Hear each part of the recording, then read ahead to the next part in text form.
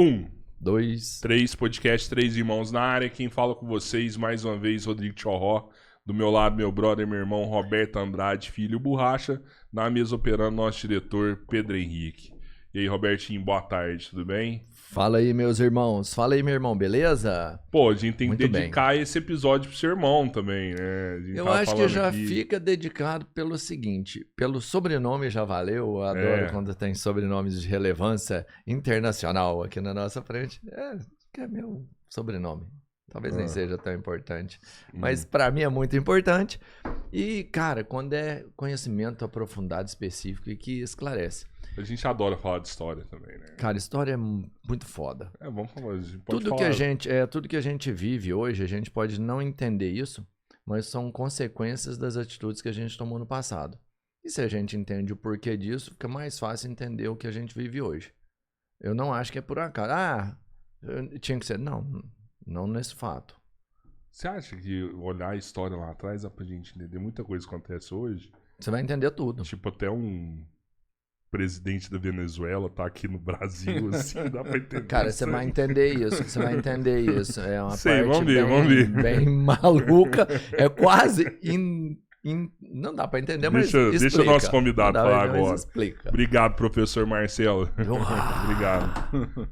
Então, eu que agradeço aí o convite. Prazer estar aqui, ainda mais sabendo que tem parente aqui, né? Andrade. Olha aí. Eu me senti em casa aqui. Também mineiros, né? Mineiros são conhecidos por serem bons de acolhida e tal. Daqui a pouco acho que vai vir um bolo de fubá, né? Um cafezinho tirado na hora, um pão de queijo.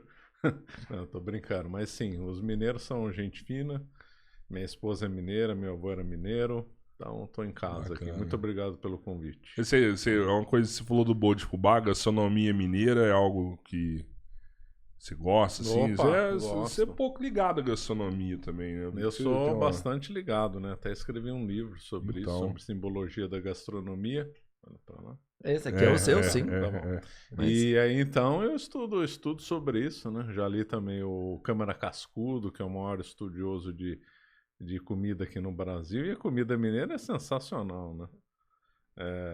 Feijão tropeiro, tutu, pão de queijo, bolo de fubá, ambrosia. Nossa, você sabe mesmo. Ambrosia, não é possível. Sabe tudo ambrosia, mesmo. Primeiro convidado que sabe o que é ambrosia, rapaz. Tá vendo? Brevidade.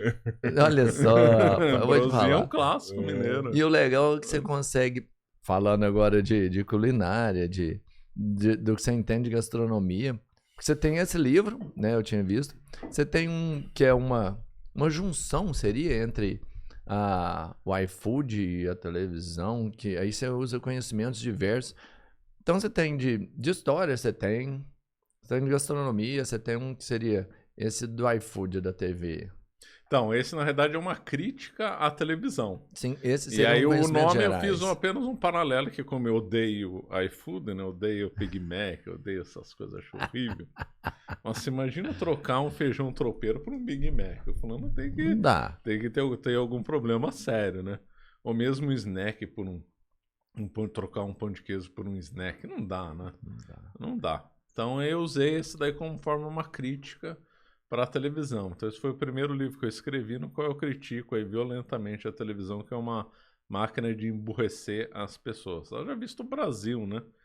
Que foi muito tempo doutrinado por Rede Globo e outras redes, e aí isso gerou um emburrecimento na população e ajudou o Brasil a ficar cada vez mais comunista, né? Você acha que isso então começou com a televisão? Não, a televisão foi um veículo muito importante. Acelerador, né? não sei. Começou na escola. Com a escola, né? Houve uma infiltração comunista nas áreas importantes, né? Com base em Gramsci, né? Então, foi na televisão, foi na universidade, foi na escola, foi nas editoras, que foi o que a gente comenta. As editoras ficaram dominadas por esquerdistas. É impressionante. Só publicaram livros de esquerdistas, né? E a televisão só deu fama para autores de esquerda. Eu vi, não me lembro onde agora, mas eu achei muito lógico que foi o seguinte, porque o Brasil era visto como um país de direita, mas que os jovens por serem apaixonados pela esquerda, e ela tem um viés mais amoroso, ela prega mais igualdade, né? Essa é a ideologia esquerda. Os jovens acabam se apaixonando por ela no início, né? E depois percebe que não é tão mágico como prega. E que os jovens, esses há muito tempo atrás, eles eram estagiários nas grandes empresas, por exemplo, na televisão, num jornal. E esses jovens seguiram vivendo essa identidade. E em um momento eles estavam capacitados, estavam mais velhos, mas eles eram os líderes desses lugares. E que isso não foi plantado, isso aconteceu naturalmente. Sabe, que os jovens que apaixonados estavam pela esquerda se mantiveram nos cargos e viraram os líderes desses lugares. E daí a esquerda potencializou a força que ela tinha. Eu não acredito nessa visão, não. Eu acho que foi uma coisa preparada e orquestrada. Porque aconteceu no Brasil relativamente rápido em vários setores ao mesmo tempo. Então teve escola, a gente estava comentando aqui nos bastidores, que sempre nós tivemos professores comunistas, né? Comentando das editoras, televisão, cinema, teatro, tudo que pensar no Brasil era de viés esquerdista, tudo. Cara, e na história é onde eu passei por essa fase de uma doutrinação legal na história. E eu acho que acontece até hoje. Eu vejo acontecer até hoje. Eu tenho familiares muito próximos que estão dentro dessa área e que me passam relatos constantes. Tipo assim, cara, chegou uma parte pra gente fazer uma adequação agora que é total assim. E ele contesta e ele é meio que calado para que tenha que seguir dessa forma. Então, existe realmente uma ideologia que tem que ser seguida dentro principalmente das escolas, para que seja visto dessa forma. De onde você acha que começa? Quem semeia essa educação esquerdista dentro das escolas? Por que é feito assim e a direita não reage? Então, o Brasil, sem voltar muito atrás, vou pegar um pouco, a grande reviravolta no Brasil foi nos anos 60, né? Então, o governo militar, embora tenha combatido os terroristas, ele não combateu o que precisava ter sido combatido, que era a infiltração na área cultural, né? Então, ali foi o desastre. Então, nós vemos que dos anos 50, que tinha lideranças anticomunistas no Brasil, inclusive o Brasil nem tinha relações diplomáticas com a União Soviética, né? A relação, houve uma tentativa com Getúlio Vargas, foi no ano do Jânio Quadros que o Brasil começou a ter relações diplomáticas com a União Soviética. Então o Brasil ele tinha um pensamento, inclusive de Estado, até anticomunista. E aí de repente a coisa muda. Mesmo os militares, eles acabaram estreitando os laços com a União Soviética comercialmente.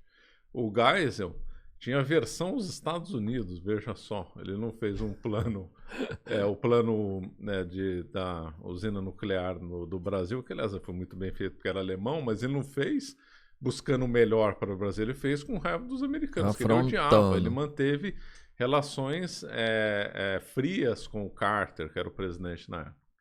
Então nós vemos uma reviravolta nos anos 60 política, que o Brasil estava de costas para a União Soviética. Havia lideranças anticomunistas fortes, como por exemplo Carlos Lacerda. Já havia uma certa infiltração, não vamos ser ingênuos, de universidade, mas não era intensa.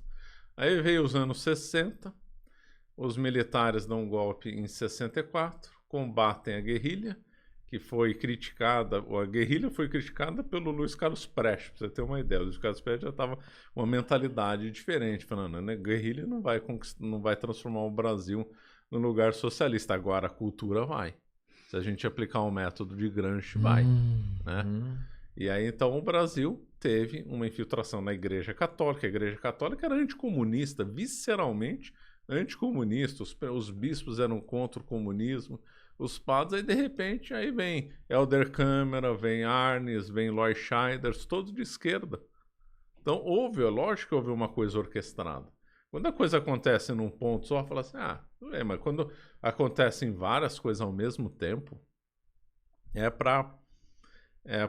fica praticamente provado que foi uma coisa orquestrada. Houve uma infiltração e as televisões, elas acabaram dando vozes somente para os esquerdistas. Aí como o acesso do grande público era na televisão, o brasileiro não lê, né? Não. E os poucos que liam tinham acesso a livro comunista. Então, o fulano tá lá no interior, assistia a Rede Globo, fica o dia inteiro com doutrinação comunista e vai, né? Aí depois em casa as famílias se tornam mais comunistas, socialistas, só aí vai passando para os filhos e vai indo. Por isso que tá esse desastre no Brasil. Se eu fosse pôr o ponto de inflexão, seria os anos 60. Você acha que hoje a gente está vivendo o resultado máximo disso aí? Sim. É hoje. Quando o Brasil saiu do regime militar em 85, ele era mais esquerdista do que em 64, mas muito mais. Por volta de 45% da economia estava na mão do Estado. O Estado era o grande garantidor, práticas assistencialistas, isso vendo do ângulo estatal, né? Do ângulo midiático, já nem vou falar mais da televisão, que eu já falei demais. Nas editoras, universidades, tudo comunista. Tudo. Eu acho estranho porque a gente conseguiu ter um momento, né, nos últimos anos aí, de falar, pô, esquerda não, vamos caminhar pro lado da direita, mas mesmo assim a gente perde a chance e agora eu acho difícil voltar a ter uma chance igual. Nossa, e pra mim a tendência vai só piorar, cara. Vai, porque tem um ditado brasileiro muito bom, o diabo ajuda a fazer, mas não ajuda a esconder. Então, o que aconteceu? As pessoas começaram a ter acesso à internet. YouTube, e aí essa turma que não tinha espaço na grande mídia começou a se mostrar em lugares alternativos. Alternativa é essa internet. E aí, quem tem boa vontade fala assim, opa, foi enganado a vida inteira. O comunismo é uma tragédia, o Che Guevara é um assassino, o Stalin é um genocida, o Fidel Castro é outro assassino. Então a pessoa fala assim, opa, aquele meu professor me enganou. Tudo que eu aprendi agora está errado. Então isso aí gerou um volume de gente que passou a contestar corretamente o establishment. Isso aí disseminou. Isso aí gerou uma onda anticomunista muito forte no Brasil, né? Que aí permitiu a vitória do Bolsonaro. Porém, o Bolsonaro também fez um monte de erros. E aí precipitou um contra-ataque da esquerda, né? Precipitou aí um contra-ataque. Mas o Brasil viveu uma onda antes do Bolsonaro, uma onda que já vem desde 2013, né? Sim. A gente vê aqueles protestos, mesmo talvez algum resquício. Lembra quando teve a votação do armamento, 2006 ou 2005? Uhum. E venceu, né? Venceu. Pro armamento. Uhum. Pro armamento. Isso aí eu nunca entendi. Porque teve o plebiscito, que seria para prevalecer a intenção popular. A votação dá de um sentido e acontece uma movimentação em outro sentido. Mas os esquerdistas fazem isso, né? Já me falaram que, tipo assim, era um plebiscito para proibir 100% as armas. E aí, tipo, como venceu... então não proibiu 100% as armas. Só que também não facilitou o direito de você ter armas. Já me falaram alguma coisa nesse sentido, sabe? Mas isso é a técnica esquerdista. Então eles colocam lá, querem aprovação popular. Se não for, faz de outro jeito. Sabia que o Lênin, quando deu o golpe em 17, ele convocou a eleição? Ninguém comenta isso. Ele convocou uma assembleia constituinte. Validando. Não, uma assembleia constituinte para ser feita uma nova constituição na Rússia, né? Só que o que aconteceu? Os bolcheviques perderam a eleição. Ficaram com 25% da eleição. Então, como ele perdeu, então não vai dar. Então, aí ele deu o golpe. Entendeu? Então, eu falo, se pegou a eleição, tudo bem, tá validado pela democracia. Agora, como não pegou, então vai pro golpe. O Chaves fez a mesma coisa. Ele teve, não lembro que matéria que era, até ele xingando lá a vitória de um plebiscito na Venezuela. Então, ele perdeu no plebiscito, algum tema lá. Depois, ele tramou para ser contra o plebiscito. Então, é assim que eles fazem. Então, o PT, pois... Se a coisa anti-armas vencer aí, tá vendo? A população tá do meu lado. Agora foi contra, não. Então vamos trabalhar administrativamente para micar isso daí. Vamos fazer aqui do jeito... Lógico. Um dos projetos do Lula era o controle da mídia. E aí ele vem com um pacote de fake news, que é o mesmo pacote da censura. Cada um dá o nome que quer. Quando é a favor, é fake news. A gente só quer calar mentira. Quem entende de forma geral fala, é um pacote de censura, porque eles vão escolher quem eles querem calar ou não.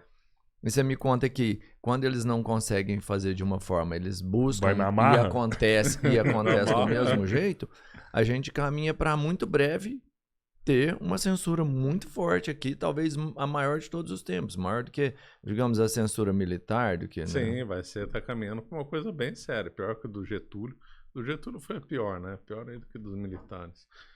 Então, tá caminhando para uma coisa ser pior. O que eles vão fazer? Vão fazer pegar uma coisa que é vista como boa e universalmente aceita e vão colocar todo mundo que for contra essa coisa universalmente aceita como inimigo. Dá um exemplo. Dá 2 exemplos históricos, tanto na União Soviética como na Alemanha nazista. Então, na União Soviética era assim, todo mundo que for contra o socialismo é inimigo do povo, logo tem que ser punido. Na Alemanha nazista, todo mundo que for contra o povo alemão é do mal, tem que ser punido. E agora o Brasil é todo mundo que for contra a ordem democrática, tem que ser punido. É o que já estão falando, o STF está punindo as pessoas porque... estão violando supostamente a democracia. Então ele pega um chavão, né? Isso aí talvez pode virar um tipo penal aberto, né? Como tinha na Alemanha, né? Um tipo penal aberto é aquele que você não define, né? E aí você põe um tipo penal aberto, vai tudo né? por analogia e põe ali. tudo lá dentro. Igual foi o tipo penal aberto soviético, nazista e toda ditadura que ela quer formalizar mais, ela dá uma justificativa jurídica podendo ter ou não um tipo penal aberto. Aqui o Brasil virou chavão democracia. Então todo mundo que for contra a democracia tem que ser punido. E quem define quem é contra a democracia? Aí é quem manda no poder. São eles. Claro. Isso é perigoso demais, né? Porque vira até uma ferramenta que, tipo... Eu já sei como que eu acabo com você. É só falar que você é contra a democracia. Contra a democracia, acabou. Ele é contra a democracia. Acabei com sua vida. Eu erradiquei você. É isso que vão fazer. Mesma técnica... que aprenderam lá atrás com os soviéticos e com o nazismo. O mundo inteiro, não só propaganda de produto, Pepsi, Coca-Cola, propaganda política, propaganda de qualquer coisa, eles usam um sistema de Goebbels. É impressionante. Todo mundo critica nazismo, criminoso, assassino, genocida. São mesmo, mas aí eles aplicam a técnica do Goebbels, que tem muito a ver com isso, né? Que é identificar um inimigo, né? Definir um inimigo, que pode ser uma pessoa, alguma coisa abstrata, e colocar tudo em cima disso. E desenvolver slogans e técnicas para isso. Então eles já desenvolveram fascista. Então fascista é o grande inimigo da sociedade brasileira, é o fascismo. O que é fascismo? Ninguém sabe. Então eles não definem o que é fascismo e todo mundo que é fascista é inimigo da sociedade. Te enquadro como fascista. Cara, e eu te a técnica do Goebbels, que tem tudo a ver com o que eu falei agora de proteger a democracia e tal. Mas isso vem sendo formulado, porque para que isso aconteça, né, você tem que ter uma união de pessoas ou de ideias prontas, já preparadas para as pessoas. As pessoas já receberam essas ideias, já assimilaram isso, para que você consiga praticar esse processo. E na nossa situação que a gente vive aqui hoje, quando você fala, tipo assim, de um poder principal, que seria o executivo aí, que é o líder maior, que a gente é escolhido pela própria população, ele sozinho não consegue fazer isso. Mas quando ele tem outros poderes aliados, fica muito simples para que isso aconteça. Porque ele é validado pelos outros poderes, né? Vamos pensar aí, os deputados apoiando, que são representantes do povo também. Você pega o Senado, e aí você vai lá no Judiciário, e todo mundo vestindo a mesma bandeira, é infreável. É infreável, o que se chama... Foi um cineasta que deu o nome, né? Mecanismo, né? Que é aquela conluio entre empresários corruptos, políticos corruptos e esferas do poder que acabam controlando a sociedade. E aí se tem um movimento contra isso, aí esse movimento tem que ser refreado, né? Pô, e aí? Agora a gente sai do país agora, mano? Como que a gente faz? Não tem jeito. Eu não vejo como é que arruma isso não, mano. Já era, perdemos. Olha aqui. Você pega lá, vamos falar de deputados, você já vê que... Tá tudo comprado. Não, a maioria não, mas esse é o pior. Alguns não são comprados. Mas agora tem uma autoridade, uma autonomia para entrar lá dentro dessa casa e tirar o cara lá de dentro. Sabe? Eles conseguem tirar o cara lá de dentro dessa casa, que seria do povo. né? Ele entra dentro da sua casa e tira o seu filho de lá. Fala, ó, você não representa mais. Você tá fora. E aí você pega grandes vozes... agora, né? Já fizeram antes. No ano retrasado teve, falou, foi preso. Então, assim, já vem acontecendo há um certo tempo. Mas agora mais escancarado, agora sem medo de represália, talvez. Tipo assim, vamos fazer. Ninguém vai reclamar. E você pega grandes vozes, vamos pensar assim, que não são os representantes do povo por votação, mas grandes vozes, vamos falar, hoje são os influenciadores, são pessoas da mídia, tudo todos calado. Exatamente. Ou apoiando, que é pior. Que tem uns que só tá calado, tem uns que tá falando assim, não, tá certo, essa água não vai bater na minha bunda. Aprendeu o inimigo? Tá certinho, tá vendo quem mandou ele falar aquilo? Isso vai chegar. Tem muitos em todo que estão mundo. atrás do dinheiro. Opa, se eu ficar pro lado de lá eu ganho dinheiro, não vou ser preso. E muito dinheiro. Então ele dá um susto inicial, né? Aí muitos ficam com medo. A oposição vai diminuindo e vai indo. Quer ver outra técnica usada agora? A mesma coisa que usaram na União Soviética, proibir piada, né? Isso foi feito lá na Foi na União Soviética, era. Na União Soviética, você fazia piada contra o sistema, você ia pra cadeia, pro Gulag. Teve um fulano lá, tem um livro contando sobre isso, né? Até que as piadas soviéticas eram muito divertidas, mas custava caro pra quem fazia. Piada era boa, mas não sei se valia a pena ficar 10 anos preso com isso. Então, o que o Brasil tá fazendo, tá aplicando técnicas soviéticas, né? Então, lá o Stalin também proibiu piada. E aqui também tá sendo proibido também. Cara, tá tudo sendo usado. Nós estamos chegando no script um caminho estava comentando, de venezuelização. Ataque às piadas, ataque fazendo defesas de coisas abstratas como democracia, encaixar todo mundo num setor de inimigo único, que é o fascismo.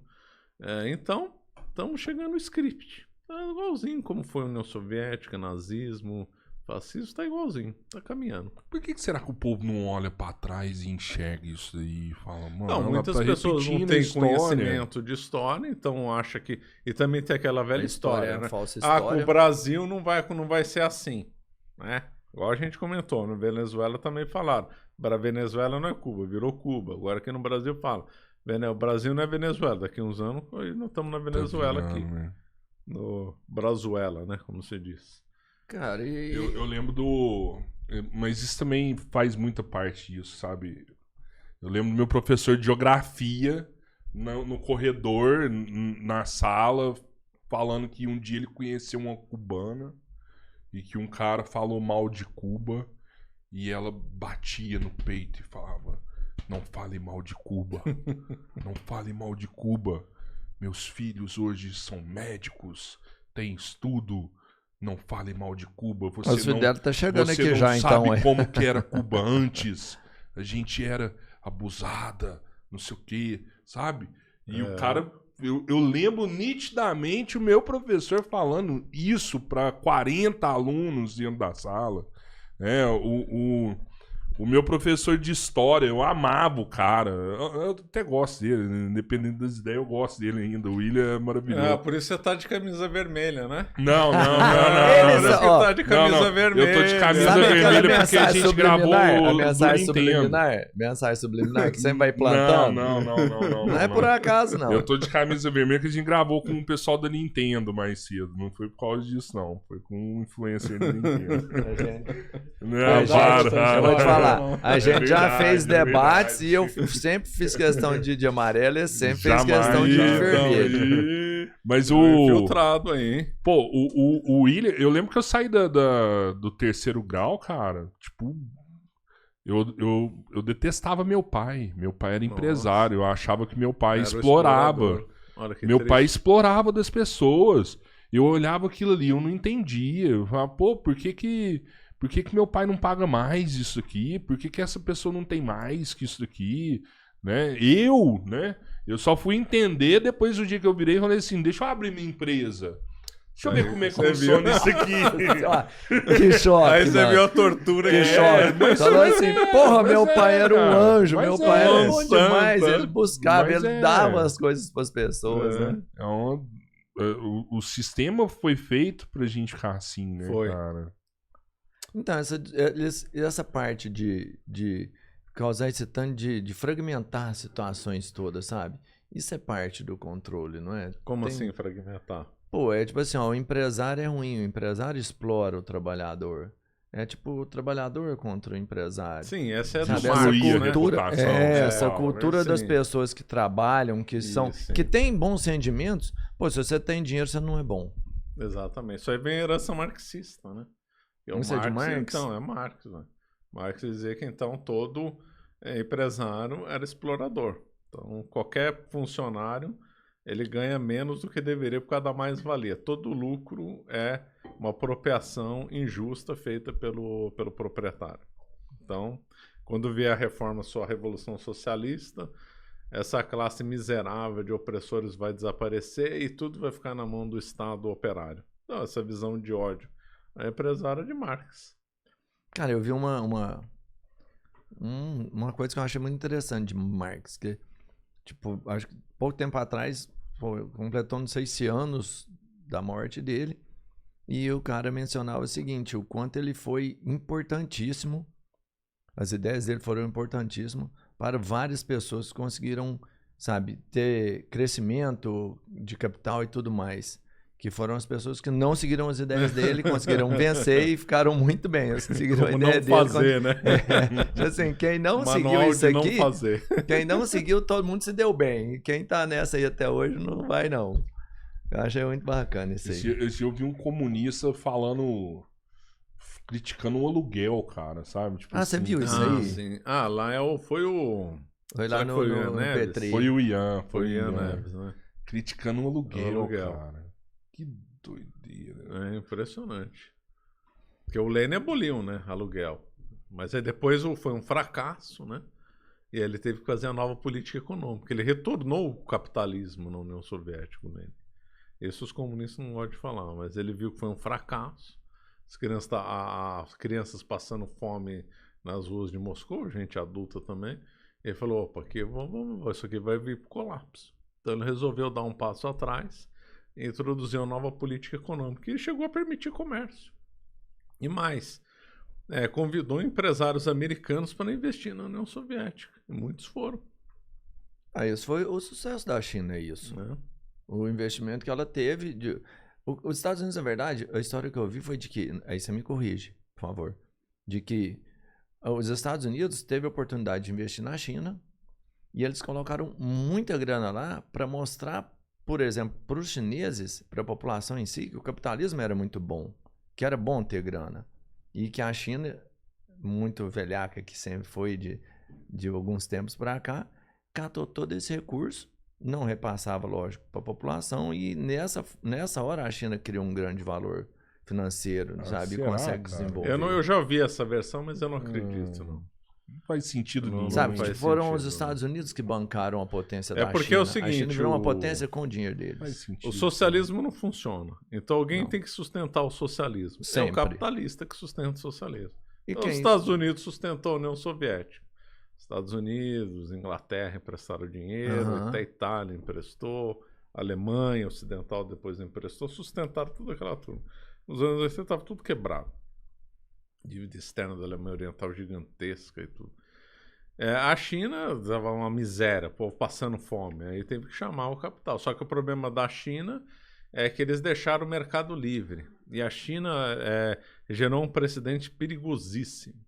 Porque o pensamento, então, liberal, tipo o pensamento conservador anglo-saxão, americano, inglês, diz que se um país quiser ter um progresso econômico, crescer economicamente, ele tem que ter, ao mesmo tempo, liberdades, né? Liberdade de expressão, liberdade de montar, de falar o que você quiser, tal, liberdade clássica, né?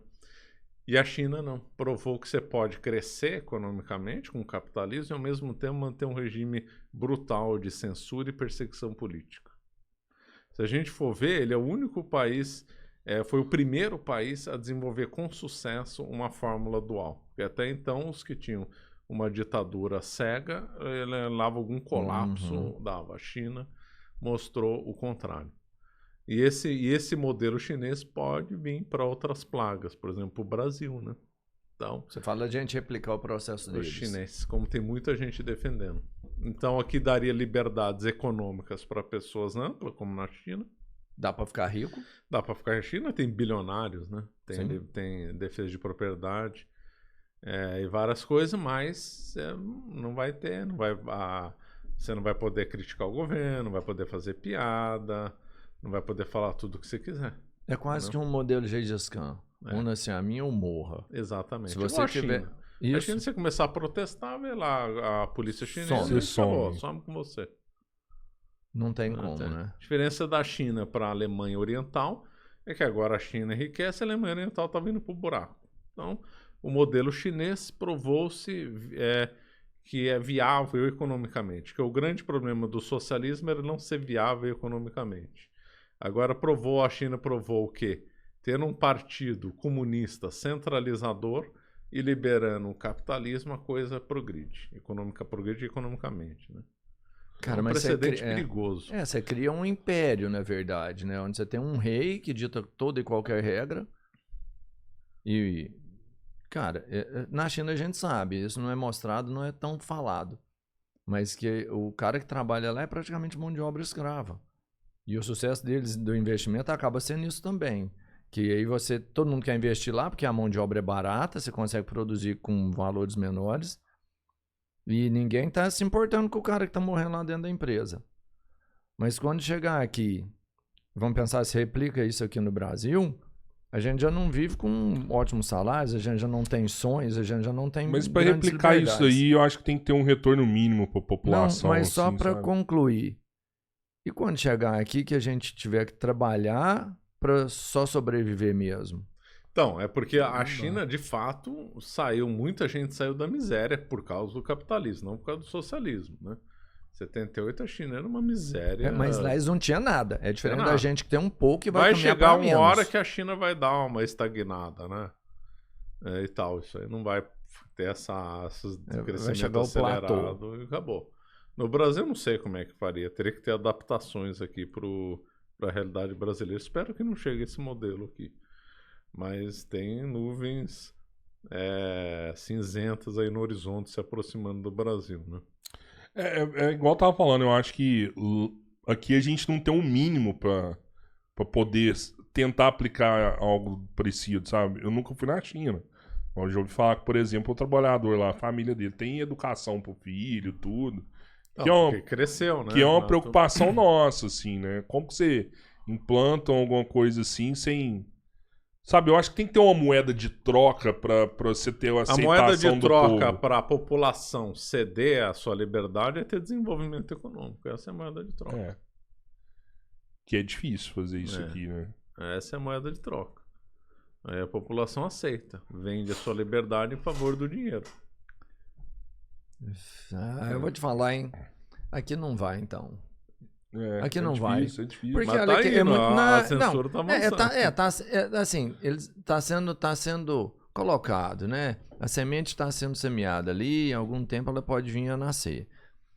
Mas não dá, porque... Eu não consigo ver o Brasil melhorar assim economicamente com... Não é só melhorar, é de onde a gente tá, porque o parâmetro é esse. Você pega uma China que está desenvolvida hoje, vindo de zero. De fome extrema, as pessoas comendo insetos na rua para poder sobreviver. Aí qualquer coisa que você dá come inseto mais... para sobreviver, velho. É a alimentação deles. Mas eles se adaptaram a isso, né? São anos. E aí você pega aqui, onde a gente ainda não tá nessa situação, não é tão simples. Que você tem que dar alguma coisa a mais. E aí, assim, lá eles são acostumados a viver com menos do que a gente, aceitarem mais ordens. E vamos pensar assim, se dedicarem por mais tempo. Trabalhar mais. Né? Mais, exatamente. Aqui a gente já não é um país que é acostumado a trabalhar demais. A gente não... Imagina, os deputados trabalham de terça a quinta. Toda terça, quarta e quinta. Não é que o brasileiro em si não é trabalhador. O brasileiro é um trabalhador e um herói, além de tudo. Mas culturalmente, eles têm mais esse desejo. Para eles é mais aceitável para eles. E aí a gente já tem algumas coisas que eles não tinham nada. E aí o Brasil não tem, do jeito que a gente vai eu gerindo... não sei se isso daí daria certo no Brasil. Eu sei que é um modelo que muita gente está pensando em implementar. Ele tenta Se não me engano, feito. até o Ciro Gomes falou disso, outros políticos falaram desse modelo. O Ciro Gomes queria colocar uma parada assim aqui. Eu acho que sim, não foi ele? Não sei. O Ciro tem algumas ideias bem malucas, né? Vamos falar. É um político, pelo menos é um dos políticos que tem ideias, né? A gente vê que, por exemplo, na última eleição não tinha nenhum plano de governo de ninguém. O plano era, tipo assim, o Lula falar que um é genocida e o outro falar que era um ladrão que estava ali. A sua escolha era assim, você quer o assassino ou o ladrão? Foi isso que era entregue pra gente. Aí ganhou ali. a narrativa do assassino. Cara, e eu pensei nisso agora. É até muito lógico isso, olha pra você ver. O que eles entregaram pra gente foi tipo assim, um assassino e um ladrão. Quem você quer? A maioria escolheu bem, eu Mas acho. você sabe né? que muita gente raciocinou assim? Será, cara? Porque agora que eu vi essa narrativa, que era bem sobre isso, né?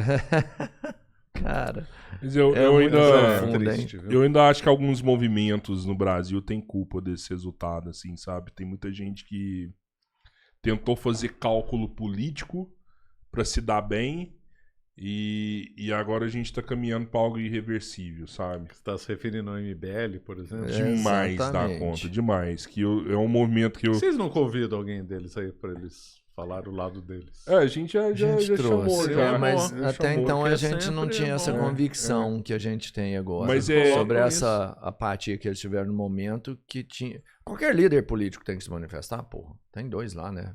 Vira homem e põe a cara. A gente até tava falando recentemente com o Pavanato, tava aqui falando com ele já foi do MBL também. Ah, ele já foi do MBL? Já, o Já. Pavanato já. Ah, não Ele sabia. começou a história. O Pavanato, é porque eu acho que tem dois Pavanatos, eu acho.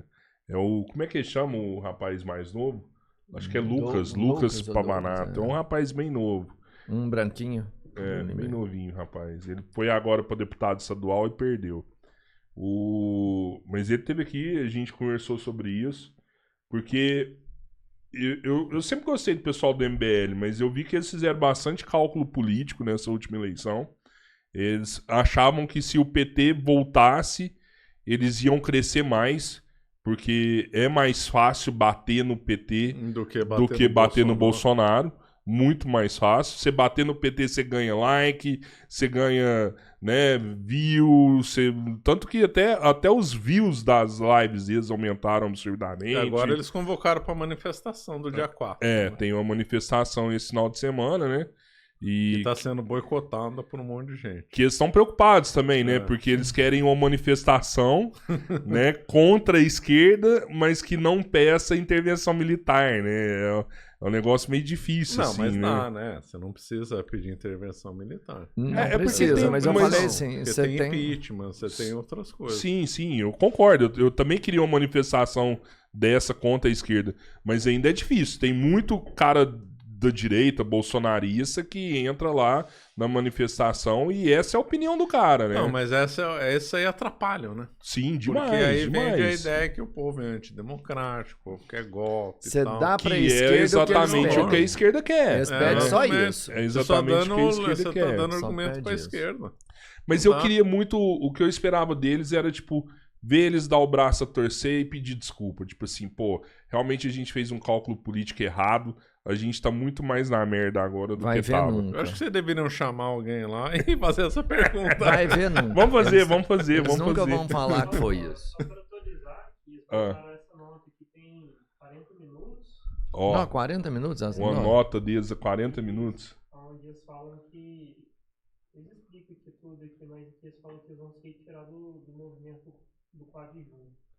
Eles não vão. Ué, não entendi. Eles convocaram e agora estão saindo? Não vão na manifestação do dia 4 de junho. Caramba. Ué, Cara, não como é que você entendi. descobriu isso, Pedro? 40 minutos Bom. eu já sabia. Bem provável é por conta disso que a gente tava falando aqui. Eu acho que vai ter pessoas diferentes pedindo coisas diferentes nessa manifestação, sabe? E pode ser que realmente é bem perigoso uma manifestação dessa daí, alimentar mais a esquerda, Sim. sabe? É muito Se perigoso. partir, por exemplo, para quebra-pau, defesa de golpe. Isso é o que a esquerda quer. É o que a esquerda quer. Será que eles não estão quer. com medo do STF, não? Não precisa, cara. Eu acho não que precisa. talvez eles estão vendo que a manifestação vai ser uma roubada, não vai flopar. ninguém.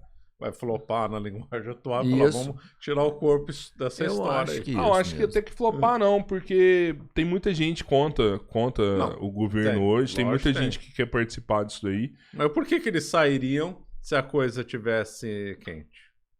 Não Se sai. acontecer isso que eu te falei, sai, assim, de tiver gente lá... Ah, mas aí é bom, mas não sei. Fazer Eu algo não Não diferente. sei, eu também não acredito. Acho que eles viram que a coisa ia flopar. Não é o tamanho que eles precisam. Não é o tamanho que eles querem. Fizeram uma manifestação, acho que a última que eles fizeram na Paulista lá, não tinha dado ninguém, mas você tem que fazer tem que começar, né? Começa dando ninguém. E aí faz uma, faz duas, Eles vão faz ter três, que sair faz andando a quatro. pé aí de um estado pro outro, mano, pra conseguir isso. Tem que sair. Consegue fácil, mas não. É, complicado. Mas o Brasil tá passando por um momento muito triste. Eu não sei como é que a economia não tá indo pior do que tá. Será que Pior ela do não que está tá? indo? Será que Eu ela não achei que tá ia tá indo e pior, tá né? mascarado? Que tá, meu, Será achei que não isso, é o... Eu achei que ia tá o dólar já tá a 10 já. Será que não tá Sério? mascarando, Tá- não? Hã? Não tem uma máscara ali, não? Pode ser. Você entende? Alguma Mas coisa já tá o com um dólar é buraco um ali já. sintoma de que é quando a economia Sim, tá com ruim. certeza. Se a economia tivesse aí ruim, péssima, acabou, o dólar não estaria esse preço, estaria bem mais caro. Pode ser, mas vou te dar a minha percepção como empresário, tá? Também pode ser nosso nicho. Mas, pô, nosso faturamento em relação aos anos anteriores caiu absurdamente esse ano. Ou seja, a gente não tá vendendo nada. Tá vendendo Tem muita nada. gente que tá segurando, né? E ao mesmo tempo também eu vejo os meus fornecedores, por exemplo, os caras estão loucos para vender, porque tá tudo abarrotado de estoque, de mercadoria, e não consegue Então, vender nada. Eu sempre gostei muito de frequentar restaurante, bares, né? De tomar um bom vinho, uma boa cerveja, então acabo conhecendo donos de bares, donos de restaurantes, todos estão reclamando muito mesmo. Tá. Mas já era uma reclamação mais antiga, já que vinha desde 2014 já. É, o Desde Brasil. 2000. Desde 2014. Pelo menos em algumas áreas já está sofrendo bastante desde essa época.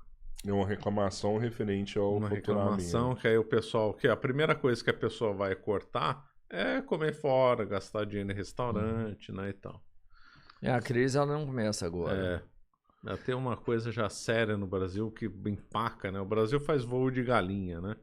Começa a decolar, de repente, volta. É o famoso voo de galinha. Mas se olhar outros setores também, além de restaurante e serviço, se pegar carro, por exemplo, cara, não tá vendendo carro. Também é o preço dos carros. Não tá vendendo carro, né? Mas é que o Brasil, vocês devem ter conversado isso com aquele advogado tributarista, né? O Brasil tem acho que é o pior sistema tributarista do mundo. Acho que só deve ganhar de 3, 4 países da África, né? Então, aqui é um hospício, gente. O sistema tributário é um hospício no Brasil. E ninguém faz. E não é um sistema que começou recente. Se ninguém corrigiu isso, é porque é interesse em mantê-lo, né? Claro. Verdade, com certeza. Agora eles estão falando em aumentar a arrecadação, né? Aumentar tributo. Vai aumentar tributo. Só que ao mesmo tempo que aumenta tributo, você sufoca os empreendedores, né? Sim, sim. Eu acho que se aumenta de verdade. Isso aí a gente. Até porque você está convivendo aí, participando, conversando com alguns empresários. Eu já tive comércio também. A gente dentro desse lado. Eu já advoguei para donos de empresa. Então, é assim, aumenta imposto. Se aumenta, eles vão arrecadar menos. Vai arrecadar menos. Sabe por quê? Curva, eles vão né? quebrar isso. Tem um nome. Eles vão quebrar. No momento que a gente passa, vamos aumentar o imposto? Vai ganhar menos. Porque eles vão tirar muita gente que já tá. Sabe quando o cara tá com água aqui? Tá com água aí. A água vai chegar aqui, ele vai morrer. Sabe? O Brasil não suporta mais um aumento. Não dá. A medida tem que ser outra. Tem que ser enxugar lá na fonte, né? Reduzir o custo. Não aumentar a arrecadação. Porque ninguém tá ganhando. Mas os caras não tem gente competente pra analisar isso aí. Quem é o ministro da Economia? Não, pô, não é possível que você não sabe, né? Fala o nome aí. Mas o esquema tributário do Brasil é assim, uma coisa doentia, gente. Isso aqui é porque é de propósito. Porque isso está muito... Lógico que é de propósito. Se você vê uma coisa muito mal feita. Há anos, né? Há muito, não há um ano, um mês ou 2 meses, mas há muito tempo e ninguém mexer porque tem interesse para manter do jeito que está. Claro. Mas não consegue chegar num consenso lá dentro para mudar isso daí. Acho que partiria do Não, porque ruim, mesmo com a base tinha que mudar. daria para reduzir burocracias e tudo que o Brasil expede de decretos, normas. Todo dia é uma coisa assim assustadora, né? Assustadora. Eu não tenho dúvida nenhuma que os grandes se beneficiam muito com isso daí. A gente parte, por exemplo, dos benefícios fiscais. Né? Você que abriu um escritório de advocacia ali, que só tem 3 pessoas, 4 pessoas, você vai pagar imposto cheio, você não tem benefício nenhum. Né? E ao mesmo tempo tem um grandão lá que está próximo dos caras, tem inúmeros benefícios fiscais. Isso aí a gente sabe. No Brasil, cada estado tem um regime especial. A gente, por exemplo, tem uma empresa lá que nós temos um regime especial que a gente paga menos ICMS que outras empresas, né?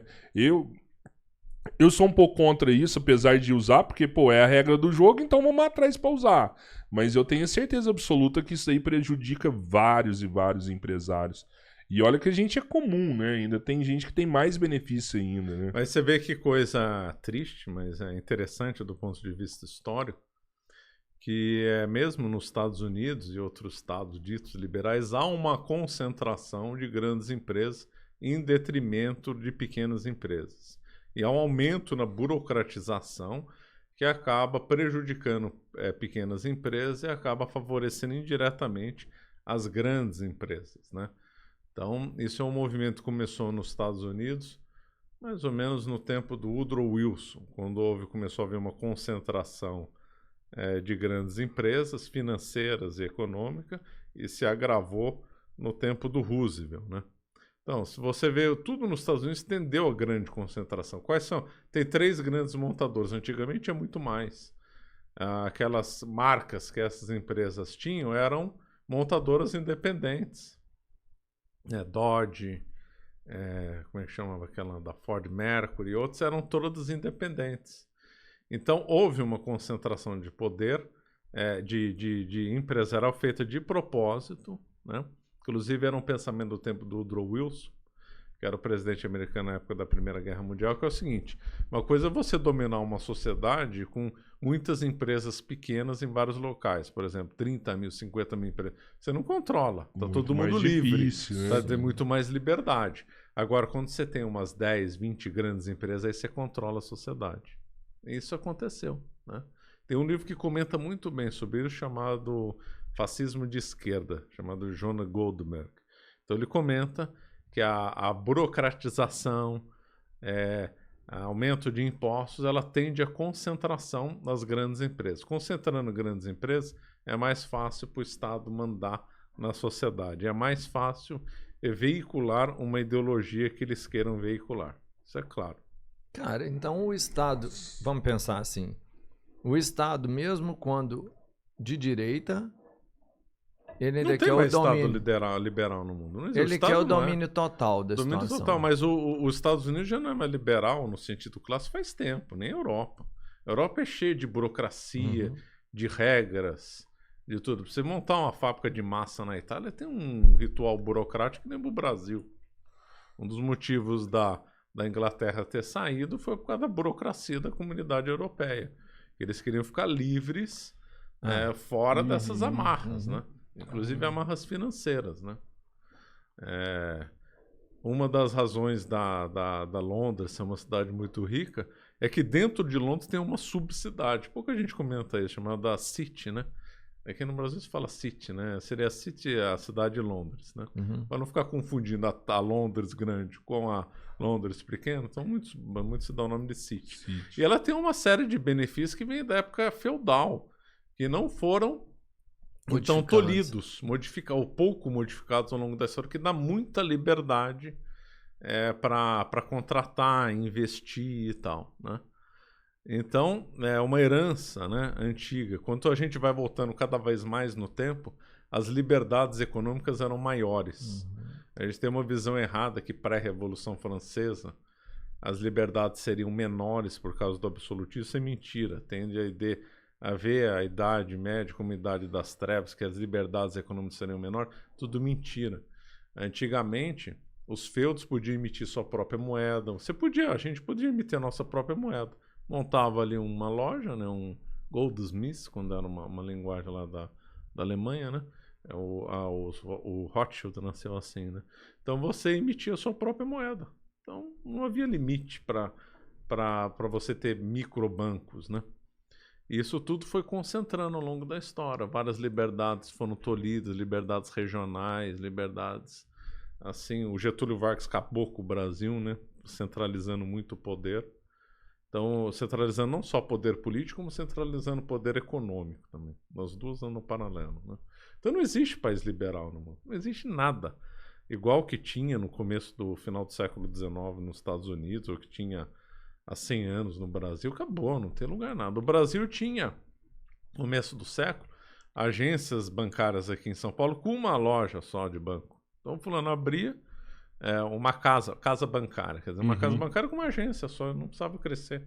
Hoje é impossível, né? Não dá. Antigamente não. Então, o próprio dono do banco conhecia quem ele estava emprestando, negociando pessoalmente e tal. Aí o Brasil foi surgindo uma concentração bancária. Nos Estados Unidos chegou a ter uma lei antitrust proibindo o Banco Nacional, hein? Só podia ter banco regional nos Estados Unidos. E tinha bancos que podiam ter sua própria moeda. Então a consolidação do dólar, ao contrário do que o pessoal pensa, foi muito depois, não foi quando os Estados Unidos foi fundado. Circulavam outras moedas oficiais nos Estados Unidos. A moeda mexicana circulou oficialmente nos Estados Unidos. O Brasil colônia circulavam outras moedas oficialmente não, porque não tinha o termo oficial. Então circulava. Então o que seria esse mundo, quando a gente estuda história, a gente fica impressionado como antigamente tinha muito mais liberdade. Esse mundo acabou, infelizmente. Todo país tem salvo algumas exceções, tem sua própria moeda, tem um banco central. O banco central é uma coisa criminosa, não deveria ter. Nós vemos só grandes empresas. Contra o Banco Central também. É uma coisa criminosa. Centraliza muito poder na mão do Estado. Mas eu já ouvi falar também que, tipo, quando a coisa aperta, eles recorrem ao liberalismo, assim, sabe? Porque é o que apertou, então libera mais economia. Sim, é a livre iniciativa. Até isso na Europa. Pô, lá na Europa cobra-se muito imposto, por isso que as coisas dão certo, porque tem retorno e tal. O cara, não. Quando o negócio aperta lá, os caras vão e recorrem. E abaixa. Deixa, não tem como a economia crescer com aumento de imposto e concentração do Estado, né? Caramba, mano. Mas os Estados Unidos faz tempo que não é liberal. Acabou. Quem foi o último liberal? O último país que teve nesse formato? Ainda o que tem os requisitos liberais são os paraísos fiscais, né? Que você tem mais liberdade. Verdade. São que são micropaíses, né? São uma muito pequenos. Uma ali, ilha aqui, ali, com pouca coisa. Assim, uma nação de vulto não tem mais lugar nenhum, né?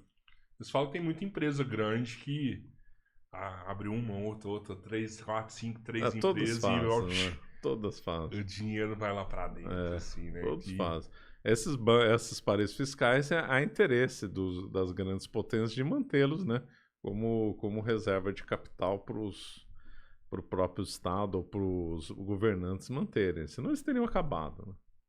Você acha que isso acontece também? Outra coisa que eu já ouvi falar, não sei se é uma teoria, que a indústria alimentícia, que se você seguir a moeda, assim, seguir o lastro do dinheiro, você chega tudo de poucas pessoas, tudo ali o mesmo sim, dono, é tudo ali. Concentrado, né? Inclusive de produtos de limpeza, de C-Lever, essas grandes empresas, tudo concentrado. E essas concentradas são também, os maiores acionistas estão em 10 empresas no mundo, a BlackRock, a Venturi, aquelas que controlam as grandes empresas. O cara realmente é o dono do mundo mesmo. São um grupo de acionistas, um grupo de empresas, né? São pessoas jurídicas, não físicas, que controlam várias centenas de empresas, milhares de empresas. Cara, para essas grandes empresas, vamos pensar, o socialismo não é a melhor opção. É a melhor opção o socialismo. Por quê? Elas vão lidar só com o Porque governo? primeiro que ela tá olhando de diferente, tá olhando por cima da montanha. Quem olha por cima da montanha tem uma visão diferente de quem tá lá embaixo da montanha, né? A perspectiva Então, tá de topo, né? As negociações é topo com topo. Então é muito melhor, porque a grande empresa, ela odeia concorrência. Uma grande empresa, ela odeia o livre mercado, odeia a livre iniciativa, não quer nem ouvir falar de liberalismo econômico, isso aí é um pesadelo para eles. Eles gostam de controle, Estado e tal, porque os Estados sempre vão precisar das grandes empresas e vão negociar com eles. Eles odeiam liberdade econômica. É meio que você tá no controle do Estado mesmo, assim, sabe? Você não vê, o Rockefeller acabou com a concorrência, ele odeia a concorrência. Olha lá, né? Aquele chamado barões ladrões, né? Então eles quebravam a concorrência para concentrar poder, eles odiavam a concorrência. Caraca, é meio que irreversível, hein? Porque será que não é aquela mudança, tipo assim, quando o capitalismo veio, todo mundo falava que isso era o bom, e ele foi crescente, e agora a gente vai viver uma era socialista comunista? Essa fase monopolista é uma corrupção do capitalismo correto. O capitalismo correto seria feito com pequenas empresas, né? Ampla disseminação da livre iniciativa para toda a área. Sistema financeiro descentralizado, servindo ao comércio e não o contrário. É uma coisa completamente insana você ter fundo de investimento dono de empresa. Você não tem o menor cabimento. Fundo de investimento? Dono de empresa, né? Ah, sim. Porque é um absurdo. Que é o que mais tem, né? Os caras é dono financeiro, de tudo. Tô falando idealmente, né? Ele serve para quê? Para gerar liquidez para o comércio. Isso pensando em Idade Média, Idade Moderna, né? Então essa é a função dele. Então ele gera liquidez, né? Normalmente as moedas eram lastreadas em ouro. Normalmente não, a regra era ouro. Lastreadas em ouro para oferir para que quem fosse tomar empréstimo ou emprestar tivesse então que teria a base em ouro para ser tudo correto. Então esse era o seu objetivo, de facilitar a troca e gerar liquidez. A partir do momento que eles começam então a administrar o próprio comércio e depois a indústria, alguma coisa está errada. Aí então virou tudo escravo de uma agenda financeira, né? De uma agenda financeira. Então, como diz a gíria carioca, está tudo dominado. Você não tem pra onde correr. Você tem grandes estados poderosos, né, que concentraram o poder ao longo do tempo, inclusive em colui com grandes empresas. Você tem grandes empresas que mandam nos mercados, que se associam ou fundam fundações, fundação, pleonado, né, que criam fundações, e essas fundações veiculam ideologias, né? Então nós temos aí um grande conluio mundial, né? Tem hora que eu tenho a sensação que a gente tá meio que jogando um banco imobiliário e tá no final do jogo, assim, sabe? Sério mesmo, eu sempre penso isso. Falo, pô, estamos jogando um banco imobiliário, o dinheiro acabou, tá tudo na mão de um só, tem tudo, onde eu cair aqui eu vou pagar, e acabou meu dinheiro, eu tô fora do jogo. Mas como que termina um banco imobiliário? Tem que acabar e começar de novo. Então, o problema é que a gente não tem instrumentos para começar. Não existe vontade dos poderosos do mundo de reverter o quadro, porque eles é que mandam. Então, assim, a gente seguir nessa linha de raciocínio vai ficando muito triste, muito depressivo. Não dá. Não é possível que não tenha hoje um político, uma política, um partido, uma voz, sabe, que tá com a intenção de fazer uma mudança sobre isso. O problema é que pensamento econômico, como o próprio nome diz, pensamento político, ele é reflexo de uma coisa que vem antes, que é um pensamento filosófico e religioso. Né? Tudo isso é efeito, não é causa. Então, se a sociedade ela já se corrompeu em determinada visão de mundo, em determinado pensamento, isso daí gera determinados efeitos. Então, não tem como você mudar. Tem que mudar a origem das coisas, não atacar o efeito, mas sim a causa, né? Então, por que o Estado ficou grande? O que justifica o Estado? Alguém acordou no meio da noite? Não, vamos criar um Estado grande? Não, foi uma corrupção do pensamento. Onde é que está esse pensamento? Veio muito com Hegel, Revolução Francesa e Hegel. Hegel é o grande teórico do Estado forte. Então a razão do Estado forte tem uma sustentação filosófica, tem em Hegel. Então, vamos combater Hegel. Só que isso aí demora gerações, né? A pessoa tem que estudar história, tem que estar formada na boa filosofia, estudar bem as causas das coisas e tal. A religião, tudo você longe falou, da né? nossa Perfeito, né? realidade. Quais são as regras econômicas mais justas? Capilaridade de livre iniciativa, todo mundo tendo seu pequeno... Todo mundo não. Pequeno comércio, contra monopólios e tal. Essa é a visão mais correta. Mas a sociedade inteira vai ter que pensar assim, né? Mas, gente, você falou assim, porque tem uma caça mesmo, tanto para você conseguir o poder, né, a massificação total. A religião desistiu também de entrar nessa briga, porque você falou que no começo, por exemplo, a religião era uma ferrenha opositora às situações socialistas. E, por exemplo, a gente não vê.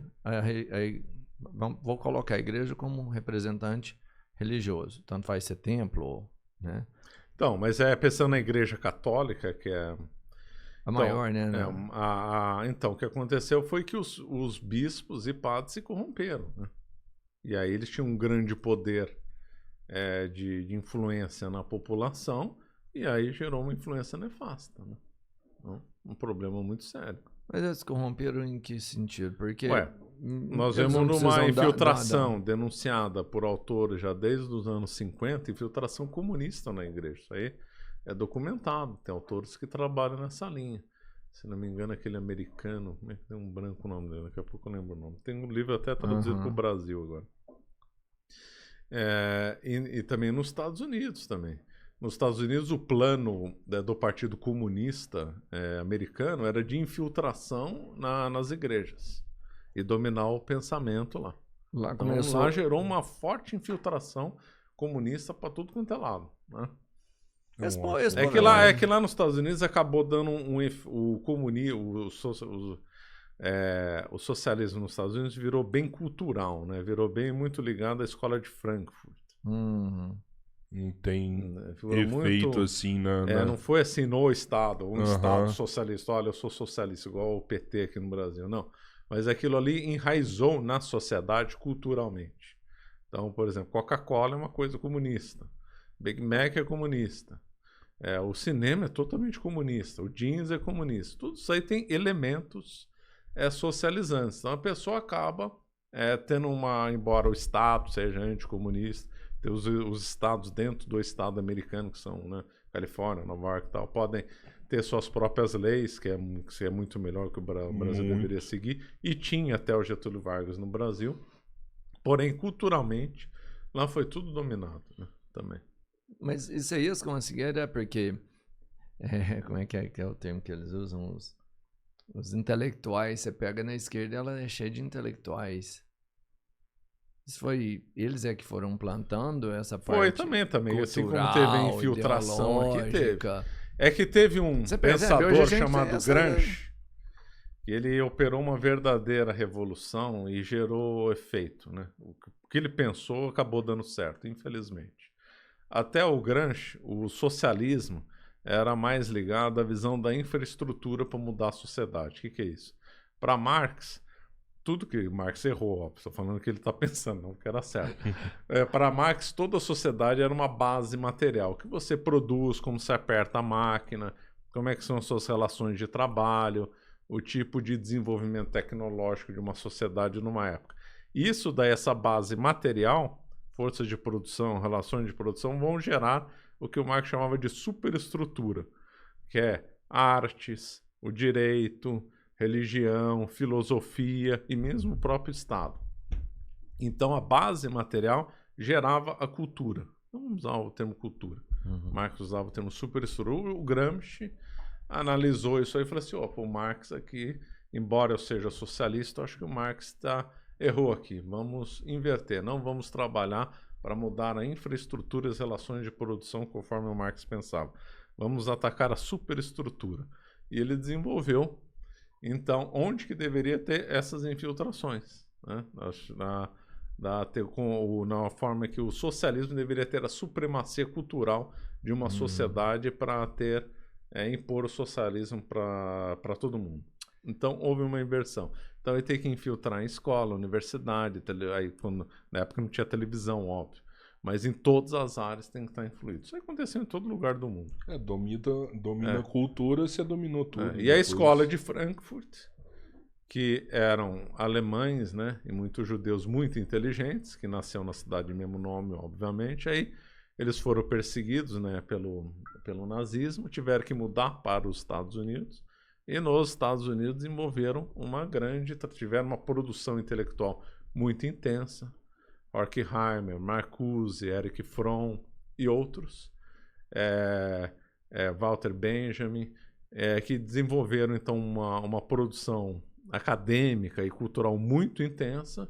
Isso aí acabou disseminando na sociedade. O Partido Nazista tinha o nome de Partido dos Trabalhadores. Né? Partido Nacional Socialista dos Trabalhadores Alemães. O Hitler era socialista, declarado. E engraçado que é uma coisa que ninguém fala isso também, né? Mas na outra história coisa que, não é assim, viu? Outra coisa que já me falaram, que eu não sei se é verdade, é que na Alemanha, antes de ter a Alemanha nazista, lá reinava uma liberdade de expressão absoluta, né? Para todos. E que por conta dessa liberdade de expressão que foi criado o Partido Nazista. Então, era o seguinte, a Alemanha pré-Hitler era chamada República de Weimar, que surgiu logo no finalzinho da Primeira Guerra Mundial, 1918. Então, essa República de Weimar, a Alemanha era um império, né? Era um império, e com o Guilherme II no poder, aí o Guilherme II, ele próprio abdicou no finalzinho da guerra, viu que estava tudo perdido, foi proclamada a República de Weimar. Essa República de Weimar deu ampla liberdade para tudo, inclusive para ter partido comunista, nazista, que você pensasse, você podia ter lá. Foi amplo. Então tinha ampla liberdade nas artes, para tudo. Não havia 100% liberdade. 100% livre. Só que a Alemanha tinha muito trauma de guerra.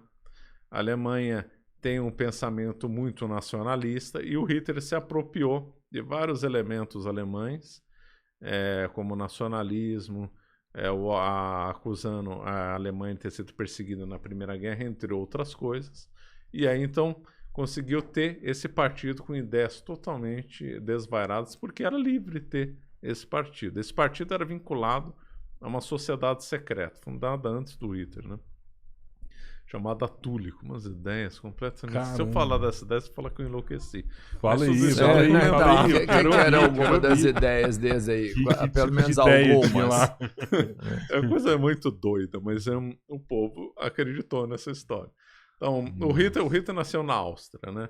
Lá na Áustria, ele já teve contato com um grupo esotérico, liderado principalmente por duas pessoas, Guido von List e Lebensfels. Esses dois loucos, eles desenvolveram uma teoria racial de mundo. Então, havia um continente chamado continente da Hiperbórea, às vezes os nomes variam, mas um nome que ficou mais conhecido.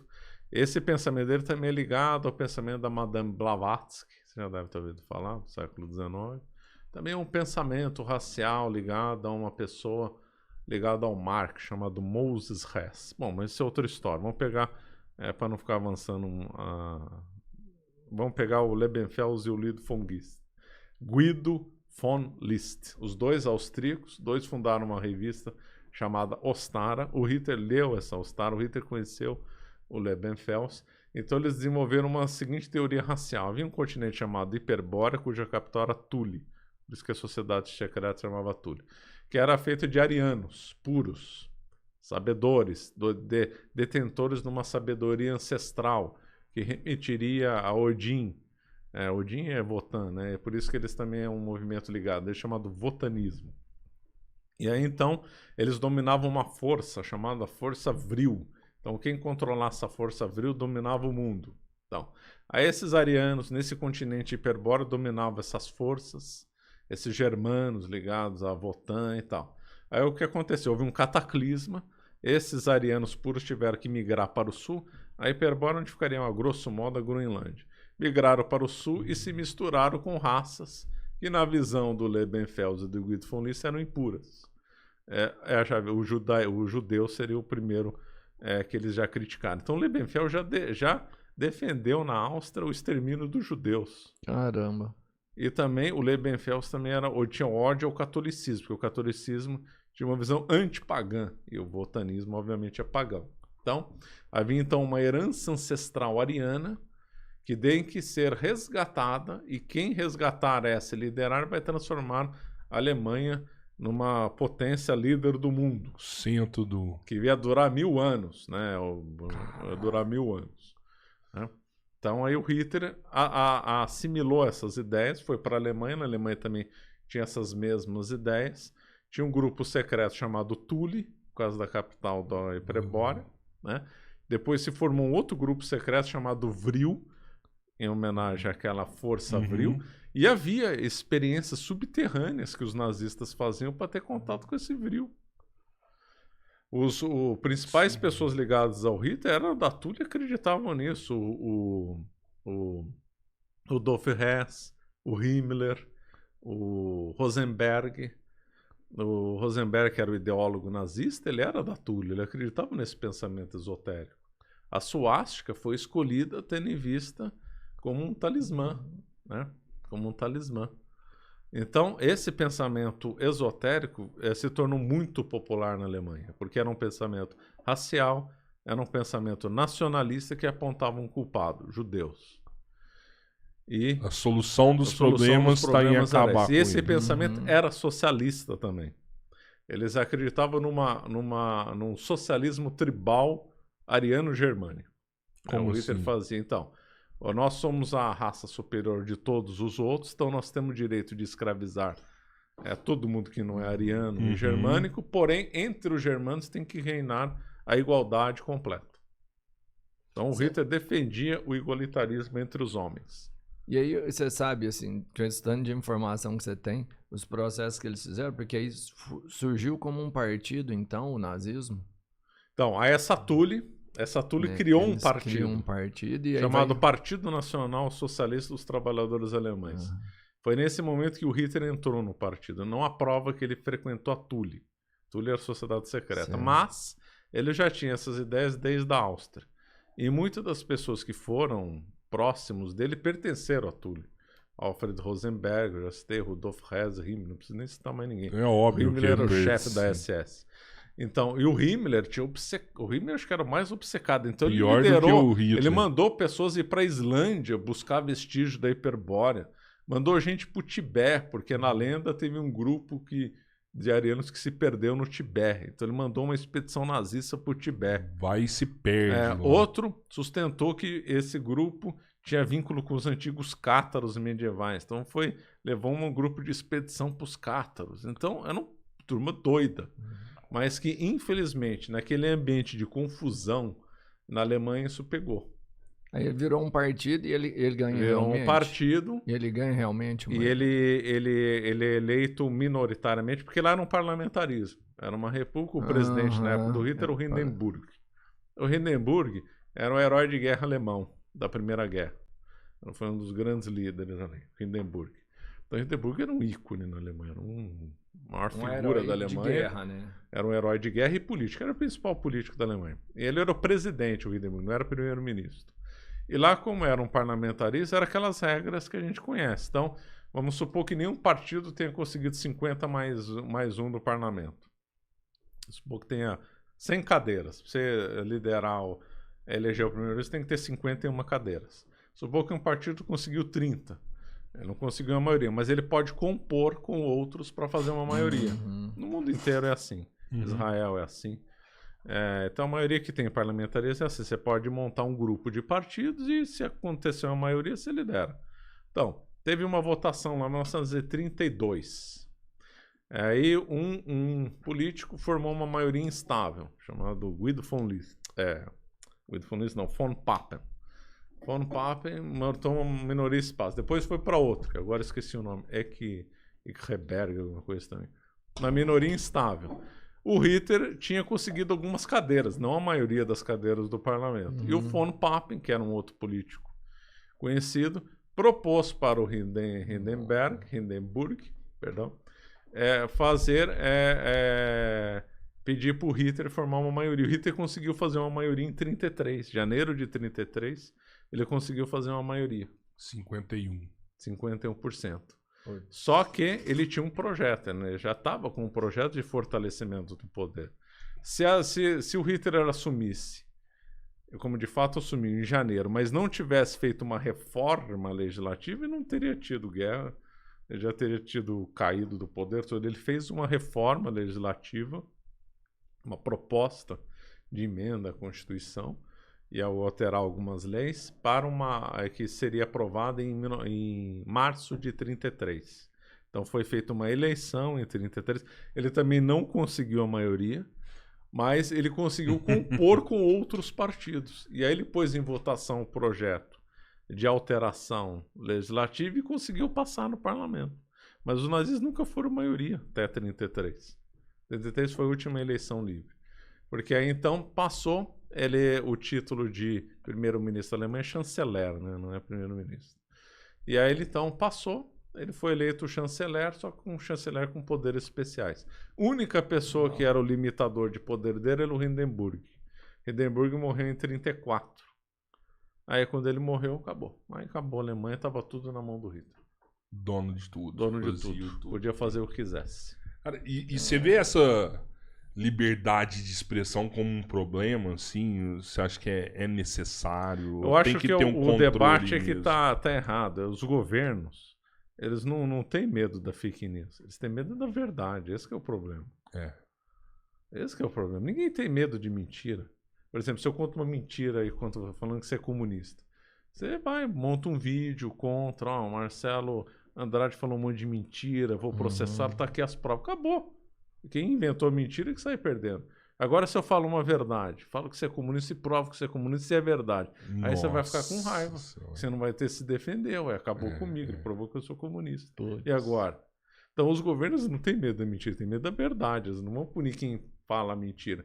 Eu falo, mentira é tonto, bobo, não acontece, não. Vão punir quem fala a verdade, é isso.